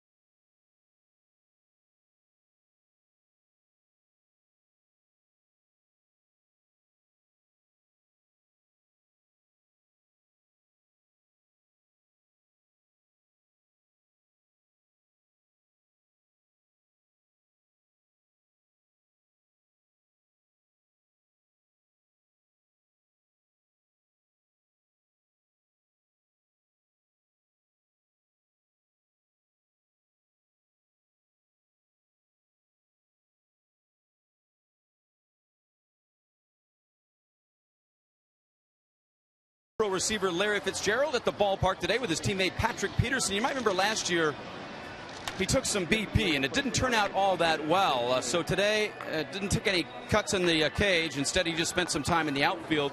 But Patrick Peterson looked pretty good. He fielded some balls at shortstop. He says he hasn't played since he was 11 years old in T-ball. But Larry Fitzgerald's getting set for a big charity softball game on the 21st. Always great to see him. A class act. But guy's not much of a baseball player. Yeah, but that's he doesn't need to be. No, he doesn't. Because you know what a Cardinal fan I am, Brad. Yes. That's two Pro Bowlers, Peterson and yeah, Fitzgerald. and just solid guys as well. It was nice to see him here. And, Kirk Gibson, who obviously was a phenomenal receiver at Michigan State, he and Fitz spending plenty of time chatting about their days catching passes as well. Good stuff, Brad. Thank you very much. As we pass it on to Evan Meek now. Bedard goes 5, gives up 3 hits, 2 runs, 4 walks, 3 strikeouts, 97 pitches. And so the right-hander Evan Meek. Good fastball and a very good curveball. Montero, fly ball shallow, coming on. He'll have to play it on the hop. Maybe a good thing for Miguel that he was jammed, because that allowed him to dump it into shallow center field. Yeah, sometimes you hit it just soft enough to keep it in front of that outfielder, and that's just what happened there with Miguel. Gets it right off the label, but a base hit nonetheless. So a good start to the 6th inning here for the Diamondbacks.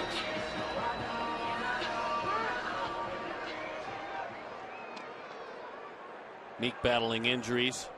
A season ago had a great year. 2 years ago had a 2 ERA, 2.1 in 70 appearances. Evan nips the outside corner with a fastball that cuts. 0-1 the count to Chris Young. State of Washington, born and raised, Evan Meek.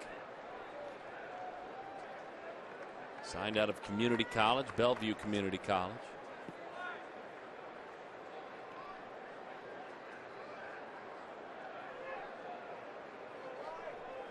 Breaking ball belted left field.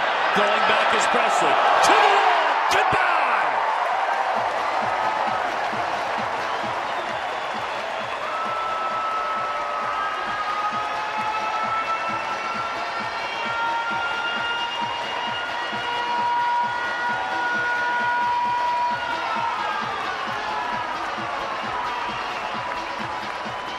$150 to the Central Arizona Mountain Rescue Association. Another Fulton Holmes / Chris Young homer.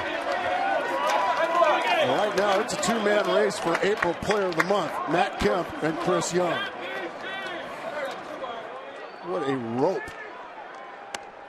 I mean, that got out of here like a bullet. Stays on a breaking ball. Bang. And it just carries and carries on a line about 3 rows deep. Man, what a rocket. Young has 5 home runs on the season. Kemp has 6, up to 13 RBIs now. That puts him behind only Kemp and Ethier in the National League race. Level bat, more on balance, relaxed body. Not stiff, hands close to the body, bat in and out of zone. You've talked about it since he shared his changes. First 10 games, good start. Wow.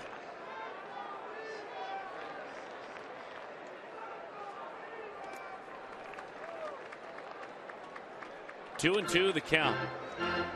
So Chris obviously on that list a lot, and the cynic may say, well, it's just a hot start. He's done it before. There's a little difference to this hot start, isn't Without there? a doubt. He's laying off some tough pitches that in the past he's never been able to lay off of. And when he's getting something in the zone, he is squaring it up. His bat is making a sound. And those balls are flying off his bat. I mean, it's coming off his bat at a whole different level than everybody else.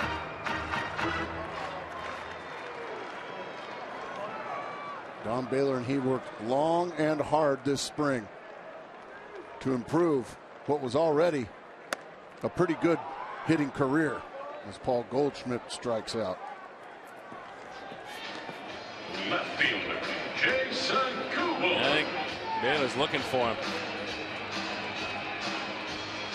Just wanted to reaffirm, I would imagine. I'll tell you why. why. The hitting coach always wants to find the guy that homered.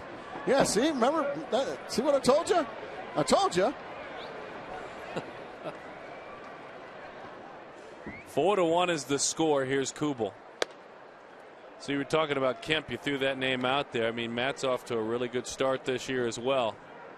He and Chris Young both off to good starts this season.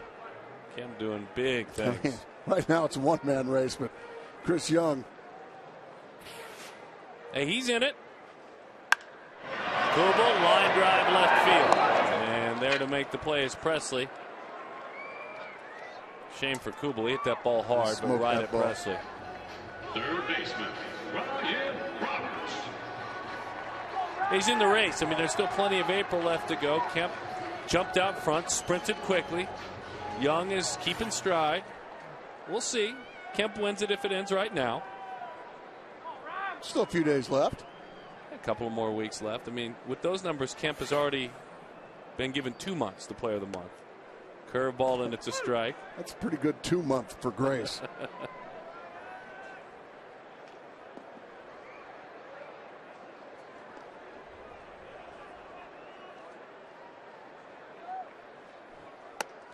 Hey, listen, we hope to see you out here this entire homestand. It rolls through with the Pirates for the next 2 days. Matinee pricing on Wednesday. That's a big deal. No television, so you got to get out here. Then a 4-gamer with the Braves. Last chance to see Chipper Jones play baseball if you're not traveling back east. And a very good Braves team. Bouncing ball, ranging to his left. And then it wraps up, of course, with the Philadelphia Phillies next week. Chris Young on a roll. What a start to this season. I like this single to center field.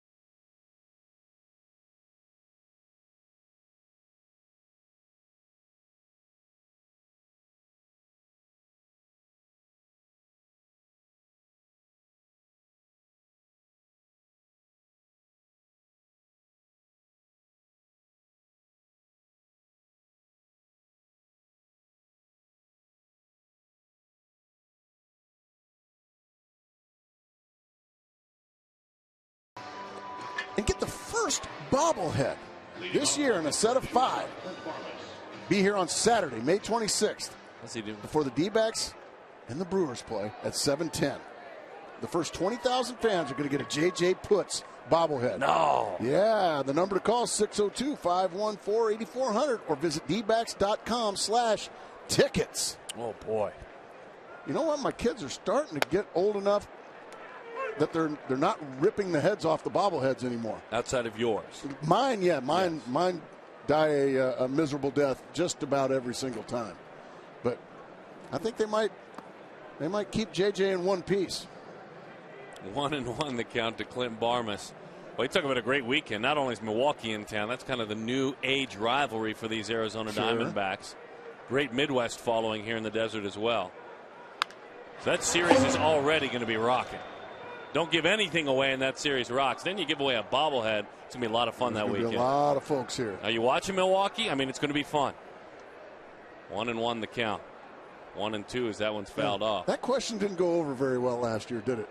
No. I loved it.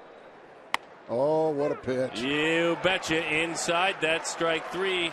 Aggressive early in innings. He's killing the strike zone to start innings. Yeah, the first 2 outs have come very quickly in just about every inning.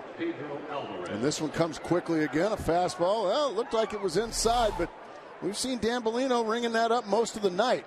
It's a good pitch. Pedro Alvarez. They say the ceiling is high for this talented young man. Their hopes are high. They continue to show as much patience as they can. Pretty curveball. Strike 1 for Alvarez. But it needs to start happening for Pedro. 1 for 19 to start the season. 25 years old now, out of Santo Domingo in the Dominican Republic. Oh, what a good fastball in on the belly button of Alvarez. He was an incredible baseball player at Vanderbilt. Yeah, he was one of the better amateur players we've seen in a while. 1,000 career innings pitched with that out for Joe Saunders. 1,000. Congratulations, Joe Saunders. That is a nice little milestone there. He's still plenty young. He'll add many, many more. That is a really nice milestone. Good for Joe Saunders. The 1-2. Just off the plate. Do you keep the baseball for your 1,000th inning? Can maybe throw that one off to the side? Sure. It didn't happen, though. Or maybe he likes that one. The 2-2. Oh, man. I can see why if he did. Did not get the call. Now it's 3-2 on Pedro Alvarez.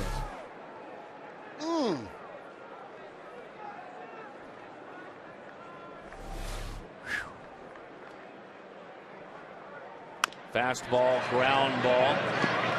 Hill erases Alvarez, who is now 1 for 20 with 12 strikeouts in those 20 at-bats to start the season. 7 pitches, 2 outs again to start this inning. 7 pitches to get his first 2 outs.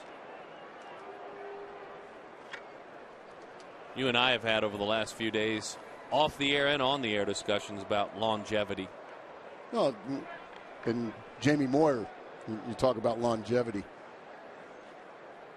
Now, Joe Saunders is also putting together an awfully good career, Darren. Awfully good. One of the winningest left-handers in the American League there for about 4 or 5 years, wasn't he? Yes. When he was with the Angels. It was an interesting winter for Joe, too. We haven't talked about it a lot. I mean, this is a pitcher that pitched 200 innings for a playoff team and was non-tendered about 2 weeks before Christmas. Just cut loose. Had an ERA in the 3s. Yep. Now, in the end, Kevin Towers and Joe Saunders in their camp, they kind of found their way back to one another. But Joe, not one moment, has mentioned it with any ill will. He understands how it handled. And he gets to make about a 20-mile drive from Chandler here to work and hang out with his family instead of travel somewhere else. Exactly. That makes a big difference. Pitch number 100 is in the dirt. 2-2 the count.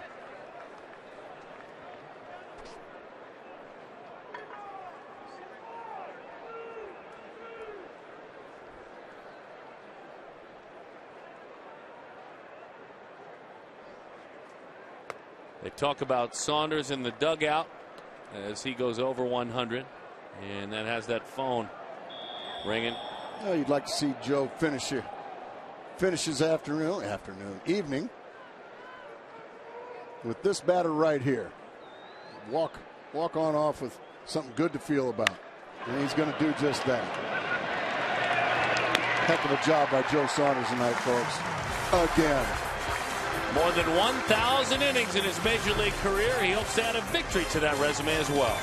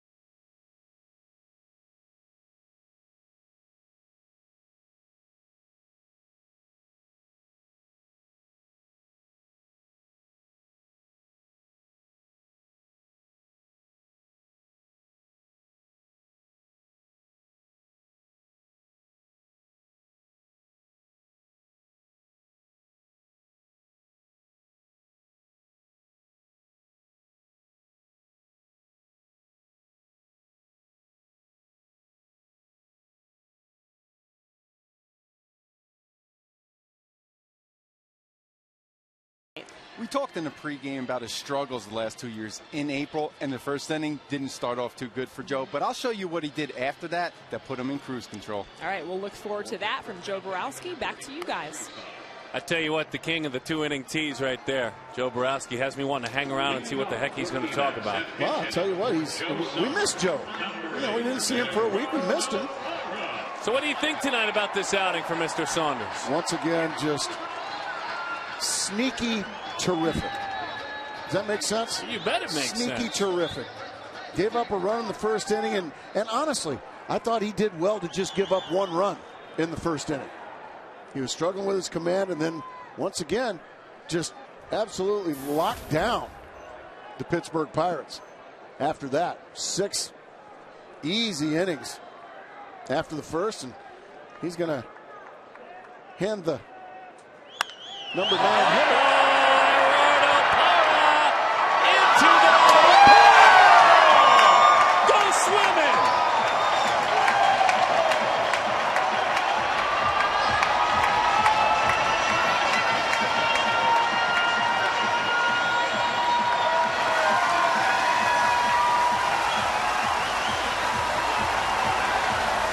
$150 to the Arizona Mountain Rescue Association. It's a Fulton Holmes homer. Fastball middle. Parra hammers it. Away it flies into the jacuzzi area, I guess you could say. Yeah, that's a great shot, Mitch. Mitch Riggin with the camera out there. Great stuff for the pool show tomorrow. That's only fitting. I was just saying, the number 9 hole, he passes that baton, Joe Saunders, to Gerardo Parra, and Gerardo Parra promptly homers to make it 5-1. Arizona's first pinch hit home run of the season. Well, that's fun. 5-1 is the score. Willie in the hole, no balls and 2 strikes. We'll be out there tomorrow to the RamTrucks.tv pool. And hopefully there'll be more balls flying out there over our heads and into the pool. Hit by the Diamondbacks, of course, if you're an Arizona fan. Yeah, we could have maybe caught that one. Oh, well, there's no doubt you would have. Inside. We're going to be out there tomorrow. It's going to be very big league. Chris Resop was the recipient of that long ball by Gerardo Parra. ERA change now with that one. So you're saying it'll be big league out there at the RamTrucks.tv pool. Now, are you going to bring all the pool fixings like the zinc oxide for your nose, and are you going to wear the real tropical breeches, or are you going to go maybe like the old cut-off jeans with the fringe like you used to wear to the beach? Well, that's a good question.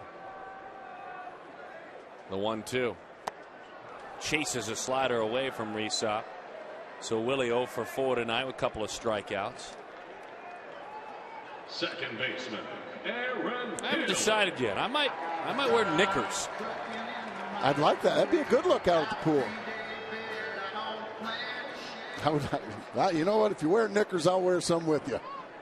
Knickers and an Argyle sweater vest.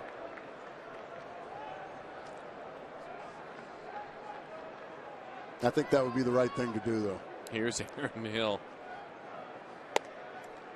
1-0 the count. Taking a look out at our bullpen. The good folks from Sanderson Ford help get those guys warmed up, revved up, and ready to roll.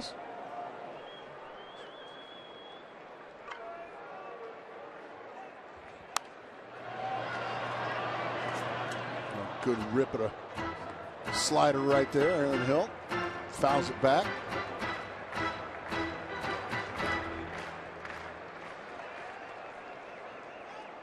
Arizona with a single run in the first, another single run in the fourth, a pair of runs in the 6th inning, and then an add-on run here a moment ago. Pirates scored in the first, and that's it. Joe Saunders shut him down. Change up. You bet. 1-2 the count. Saunders, by the way, talking about shutting him down.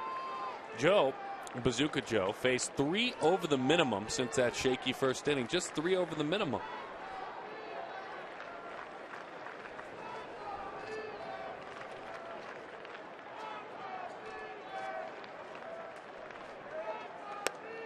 Two and two the count. So tomorrow we'll be back with you, and it's Jeff Karstens. It can be pretty tough on occasion. Be tough. And Ian Kennedy, who can we be know tough. can be tough. Ian 2-0 to start the year off. Spoiled a good fastball. That'll extend his at bat. A little bit under 20,000 on hand here tonight. Let's do better than that tomorrow night. Team's playing a great brand of baseball, great energy here in the ballpark. And then on Wednesday, matinee pricing, where if you come on out in the daytime, day baseball game, getaway day. Arizona good like that, tries to give a getaway day on occasion. Pittsburgh's dying to get back home. It's their third city. My goodness. The 2-2. Breaking ball, center field. And McCutchen is there. That'll be the second out of the inning. But it's day baseball, and check it out. Check it out, and you'll enjoy things with some matinee discount pricing. So I'm told we have an update. The best outfield in our Nissan text poll.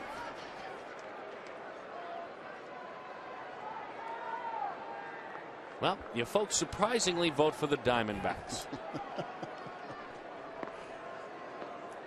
I have a way to interpret that, by the way. I think you know what I'm about to say. As Justin digs in. Upton waves at a slider up. I kind of have to agree with him. Totally agree with him. Kempenethier, now who's not? Well, Rivera's also out. An Rivera outfielder and Gwynn kind of share some time out there. I kind of read that to say that you think the Dodgers, outside of the Diamondbacks, are the best. That's kind of you fans that vote out there, or at least respecting the Dodgers outfield.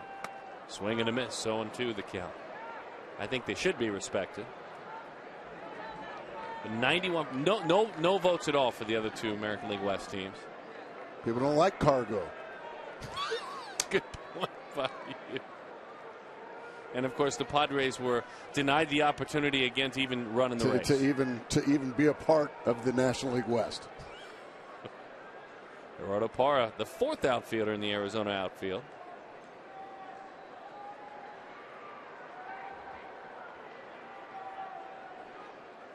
Pitch is low.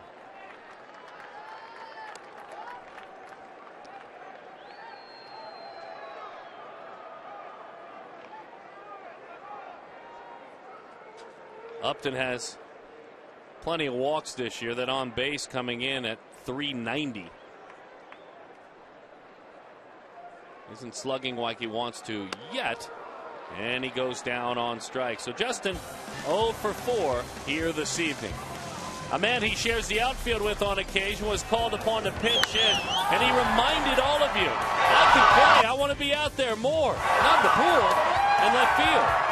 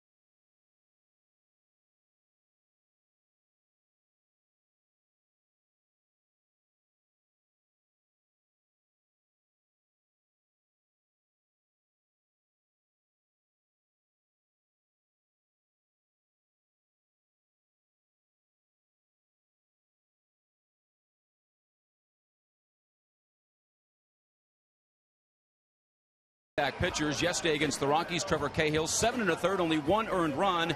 And tonight, the lefty Joe Saunders, as he racks up career inning number 1,000, goes 7, just gives up the 1 run as well. It leads us to our Geico quote of the game, and it comes to us courtesy of yesterday's winner, Trevor Cahill. Just let that sinker work, and it works pretty well. I'm going to try and throw as many strikes as I can. If the Rockies hit me, they hit me. But D-backs starting pitchers have been very, very good so far, and it continued tonight. Guys, back up to you. Good stuff, Brad. Thank you very much. It was fun to watch Trevor Cahill yesterday, and he got sharper and more crisp as the game went along. David Hernandez. He certainly did. You know, sinker was better. Breaking ball tighter. I mean, it just and his location got a lot better. David pours a fastball in there for strike 1. Let it be known that Joe Saunders, and it's only 2 starts in, but Joe will go to bed tonight with a .64 ERA on the season. Inside corner, little front door there, dropped it in to Jose Tabata. David has been scored upon in his last 2 outings. Big swing back to the screen it goes. Gave up the decisive 2-run home run in San Diego. That was 5 days ago. Then a couple of days ago in Colorado, he gave up a run the inning before J.J. Putz surrendered the 2-run homer that Todd Helton walked off the Rockies with. Swing and a miss, strike 3.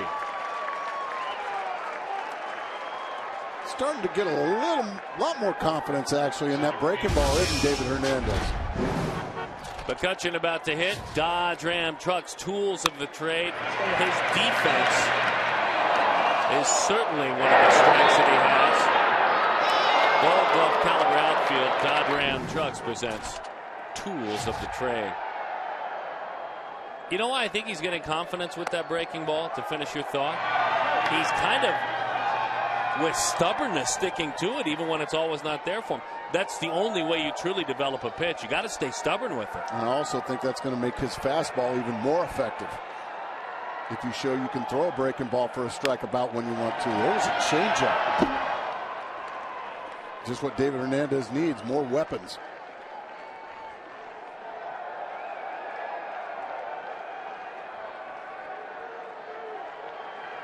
Five of his 6 pitches have been strikes to start the inning.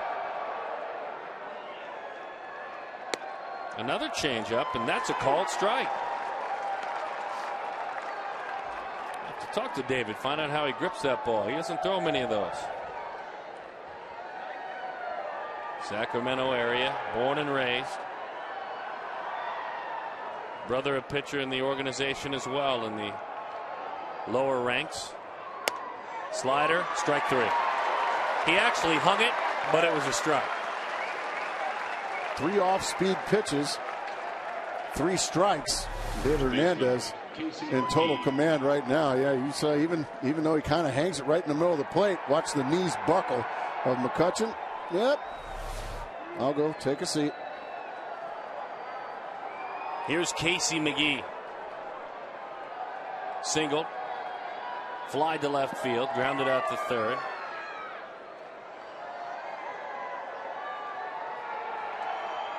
Oh, goodness gracious, David. That's just mean.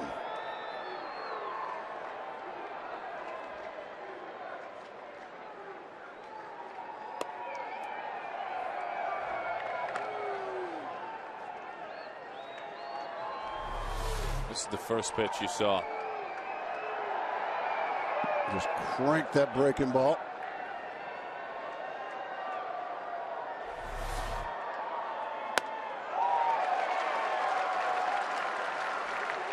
One and 2 the count. What's going on? He's a completely different pitcher than he was a season ago. Completely. I've never seen David Hernandez throw this many off-speed pitches. He's throwing good ones, though. Now, how about some gas to finish it up? Gas! Oh, he didn't get the call. I was wanting it. For those of Could you tell? I was not surprised. For those of you concerned that David, oh my goodness, might have lost his fastball, he reminds you he hasn't. 2-2. Fastball again.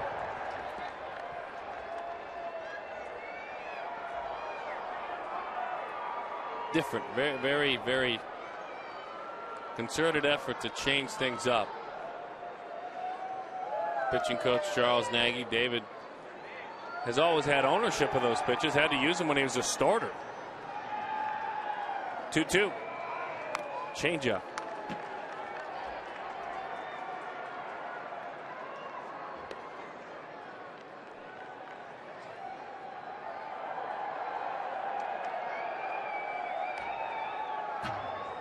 Casey played his college ball at a good program, Fresno State University in California.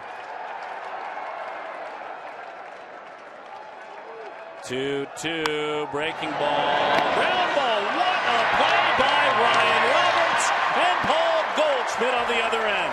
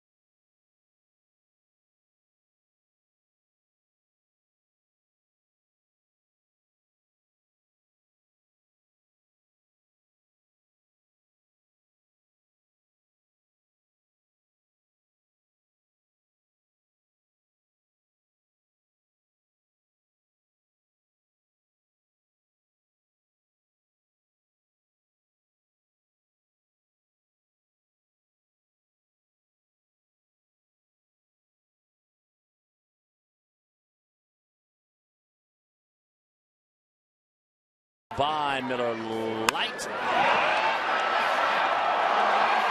Chris Young get another long ball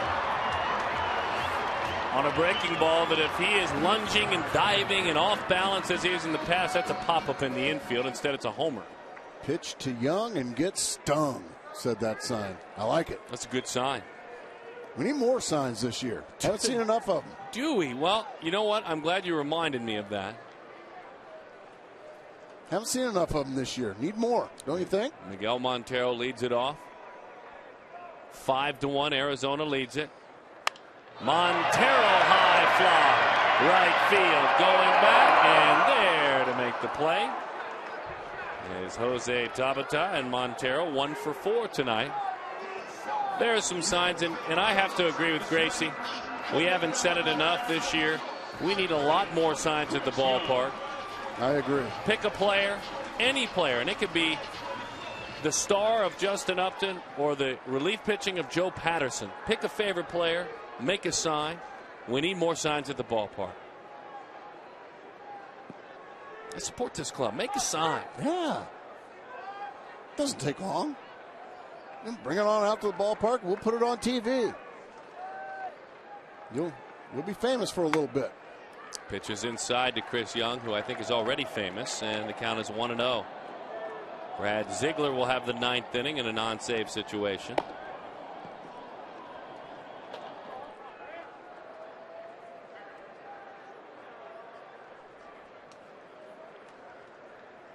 The 1-0.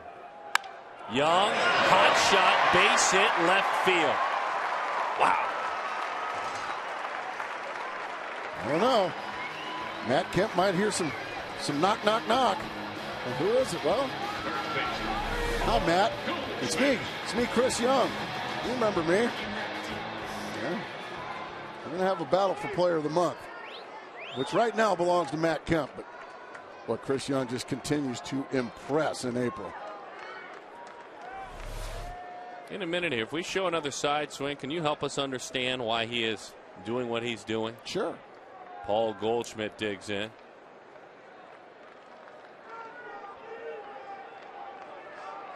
You tell us about the level swing and what all that can do. Young at first.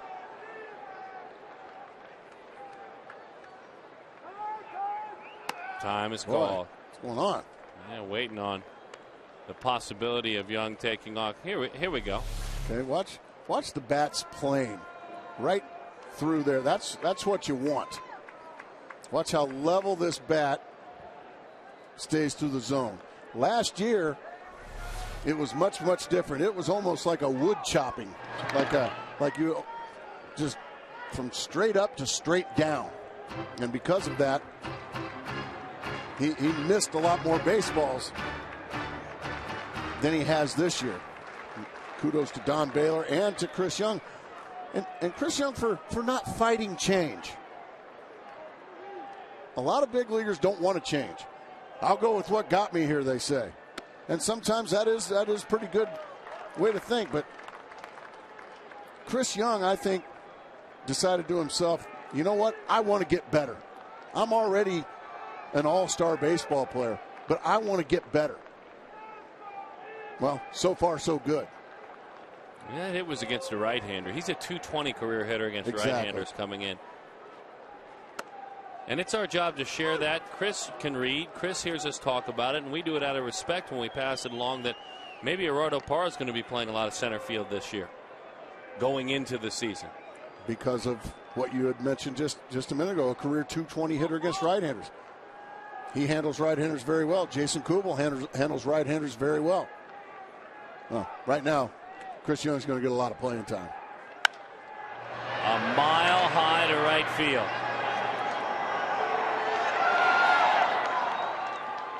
Two outs.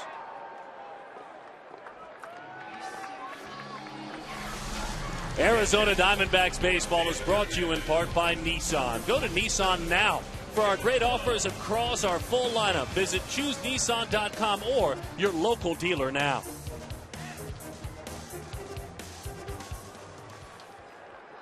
So Jeff Blum now called upon to pinch hit.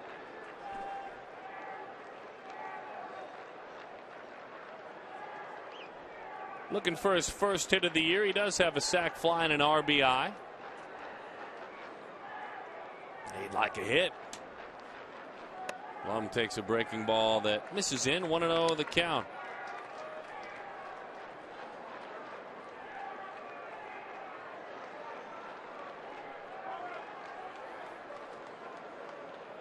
David, good stuff. Different style of pitching than we saw last year.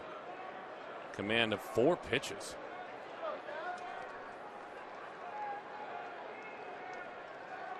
And he's got some help in that 8th inning if he needs it. And Brian Shaw.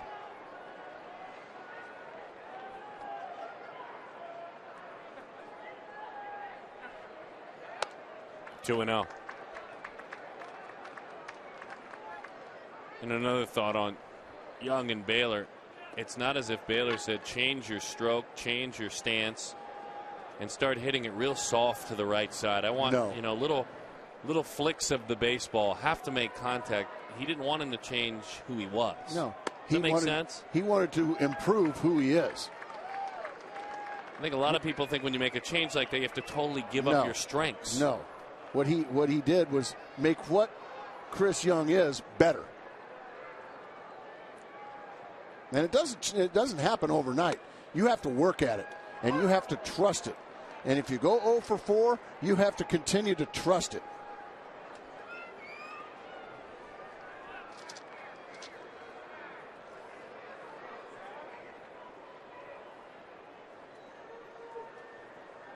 Three and 1 the count.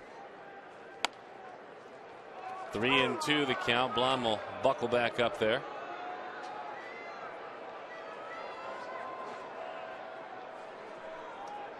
It's funny. Clint Hurdle was talking about his hitters, and speaking of what you were saying about trusting approaches, he said, I got a bunch of hitters now for my Pittsburgh Pirates that aren't trusting their approaches at all. And that's, according to Hurdle, why my Pirates aren't hitting.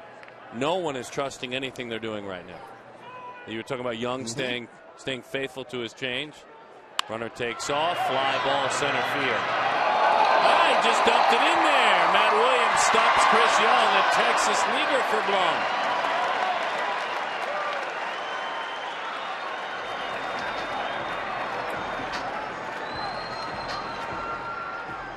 Looked like McCutcheon broke back on that baseball. Yeah, he did. He got a late break on it, and it falls in front of him. And Jeff Blum gets his first base hit of the year.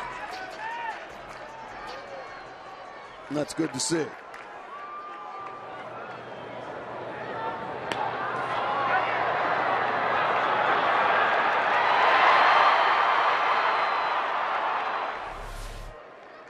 All right, some add-on here. Here's Ryan Roberts. Infield, outfield, straight up, 2 outs. Good hit of the year. First hit of the year for Blum, as we mentioned. Roberts takes high, 1-0 the count.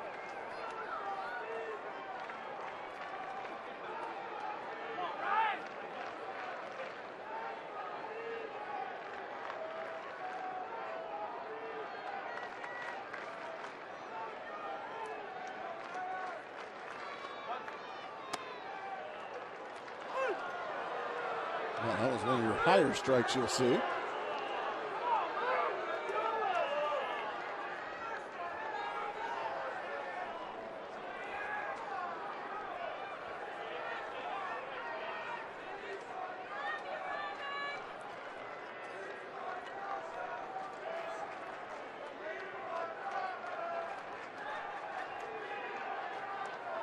Into the dirt it goes. 2-1 the count.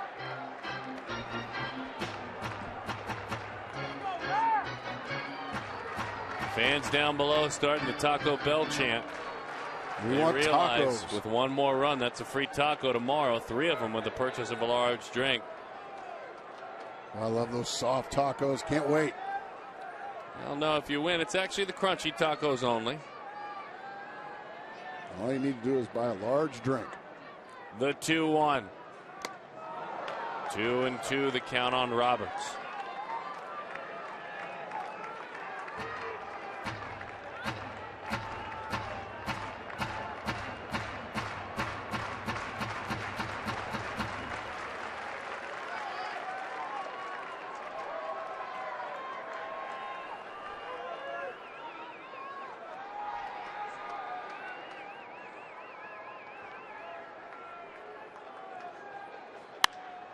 Right field, hugging that line to the corner. It goes off the wall, but foul.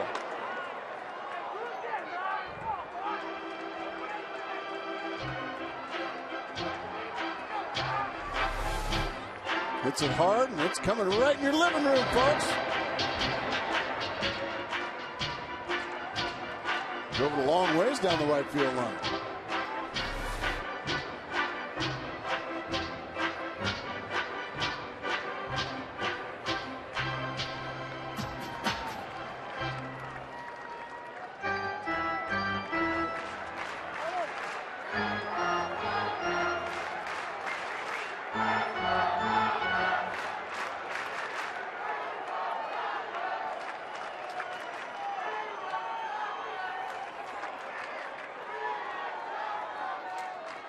The 2-2. Belted deep left field, but foul. Off the second deck. He paid a visit to the all-you-can-eat seats. A long, long ways that ball went, but plenty foul.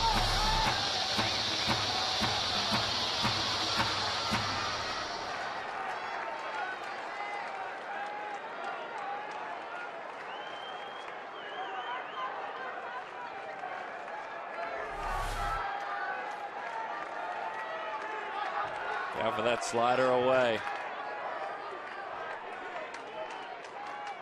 Well, they ran it in. A little running changeup that stayed out over the plate. That's a tough pitch to keep fair. I was going to say, very tough to keep an inside changeup fair. Who calls for an inside changeup? I don't know if I've ever seen that. Greg Maddux used to throw them. Poor man's Greg Maddux out there. Well, no, I'm not saying that. No, I don't think Mr. Resop's going to win 350 games in the big leagues. He's a good pitcher. The 2-2. Poor man's Greg Maddux. Fly ball right field.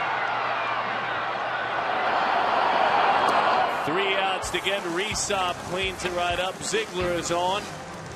And the Arizona Diamondbacks look to win it.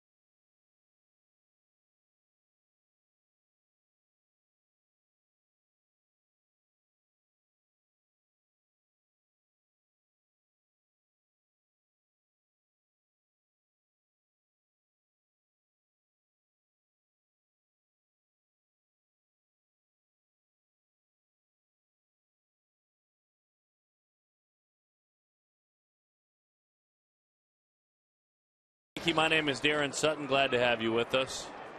It's a 5-1 Arizona lead, so Brad Ziegler will be charged with the responsibility of retiring 3 Pittsburgh Pirates, keeping it away from a safe situation and putting an Arizona win in the books, hoping to improve Arizona to 7-3 on the year. Side-wheeling sinker ball specialist, that first batter efficiency. He wants to get the first guy here tonight. And that's a good start. 0-1 the count over the outside corner to Neil Walker.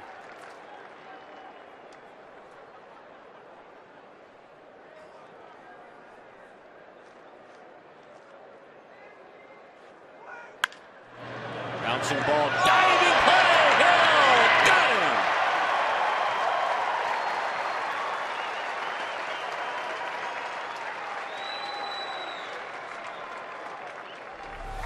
Aaron Hill ranging a long ways to his left on this hard hit ball. The full-on dive and the strike over to Goldschmidt. A quick out here in the 9th inning. Yeah, bullpen likes that.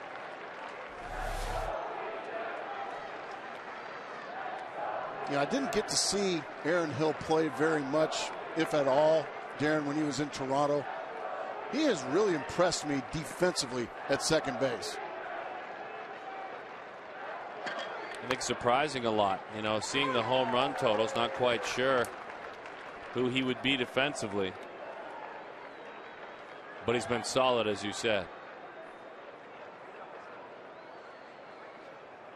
Nothing flashy about him. On his home run, he hit it a long way, but he ran right out of the box. He doesn't have a home run dance like just about every player does anymore. Just plays the game. And plays it pretty well.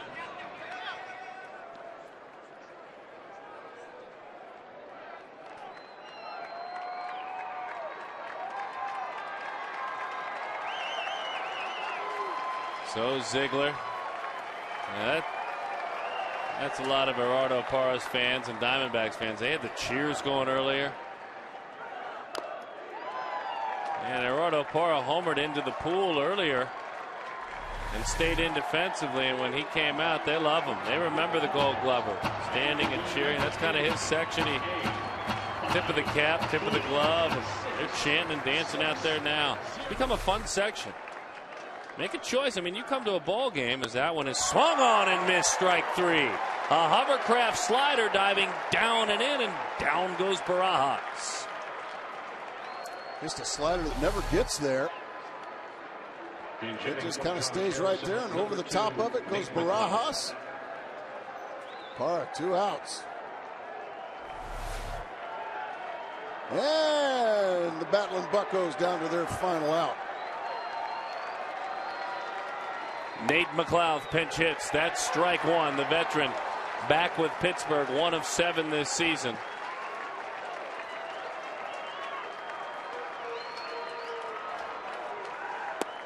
Changeup is low. Heck, there's really no bad seats in the ballpark, but make a choice one night. Maybe you sit a lot of times on the club level or behind home plate or somewhere. Go sit out in left field. Bring a whole bunch of folks and have a good time. Let's make the bleachers the destination. 2-1 the count.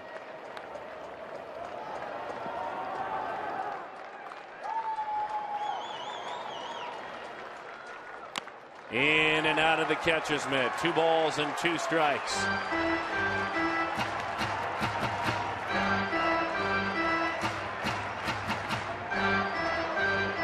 Now, happy anniversary.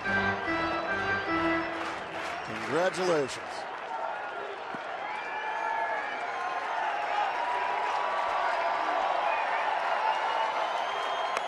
Just off the plate. We'll do it again. 3-2 the count.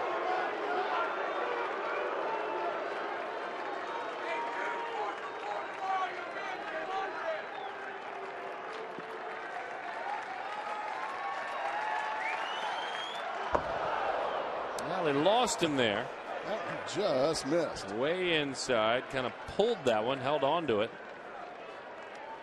And so we will see another familiar face, a guy who over the last couple of years, as J.J. Putz starts to warm, has done some big damage. And Garrett Jones.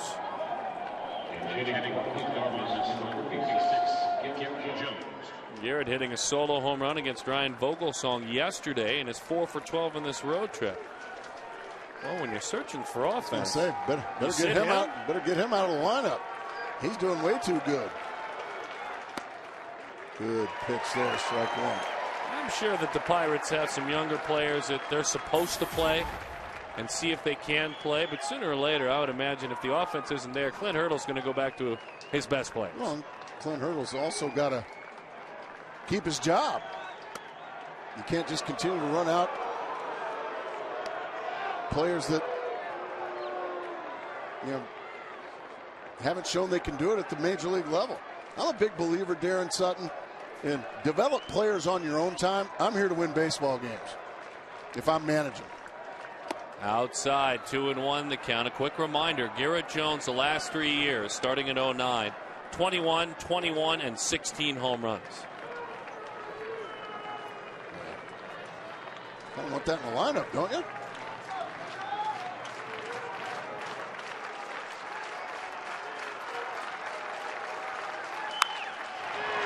Two and 2 the count.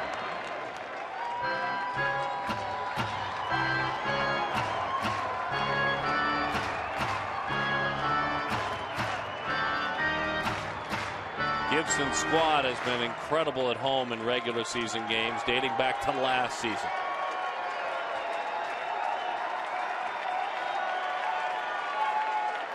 The 2-2. Protected. That one inside. And so we'll do it again.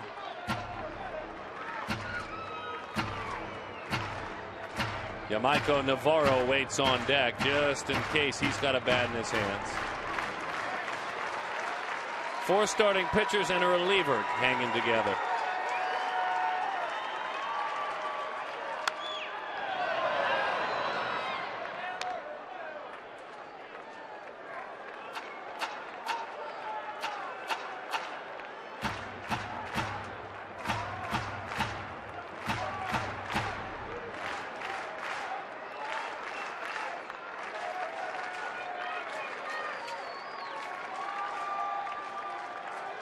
On 2-2, bouncing ball. Hill will glove it. The Diamondbacks open the season 7-3 in their first 10, and they are red hot at home dating back to last season. In their last 29 home games, Arizona is a sparkling 25-4, outscoring their opponents in that time by 64 runs. Joe Saunders deserved the win. Certainly he got that win. His ERA is about .6 on the season. Pirates are now 1-6 on their current road trip as they continue to struggle. A Diamondback kind of night. We're going to start talking about things in our post-game show. We know Jody's ready to go. We know Joe Borowski ready to break it down. Gracie and I enjoyed it. Brad Steinke, a great job. He'll get an interview from down on the field. Post-game show after this commercial break.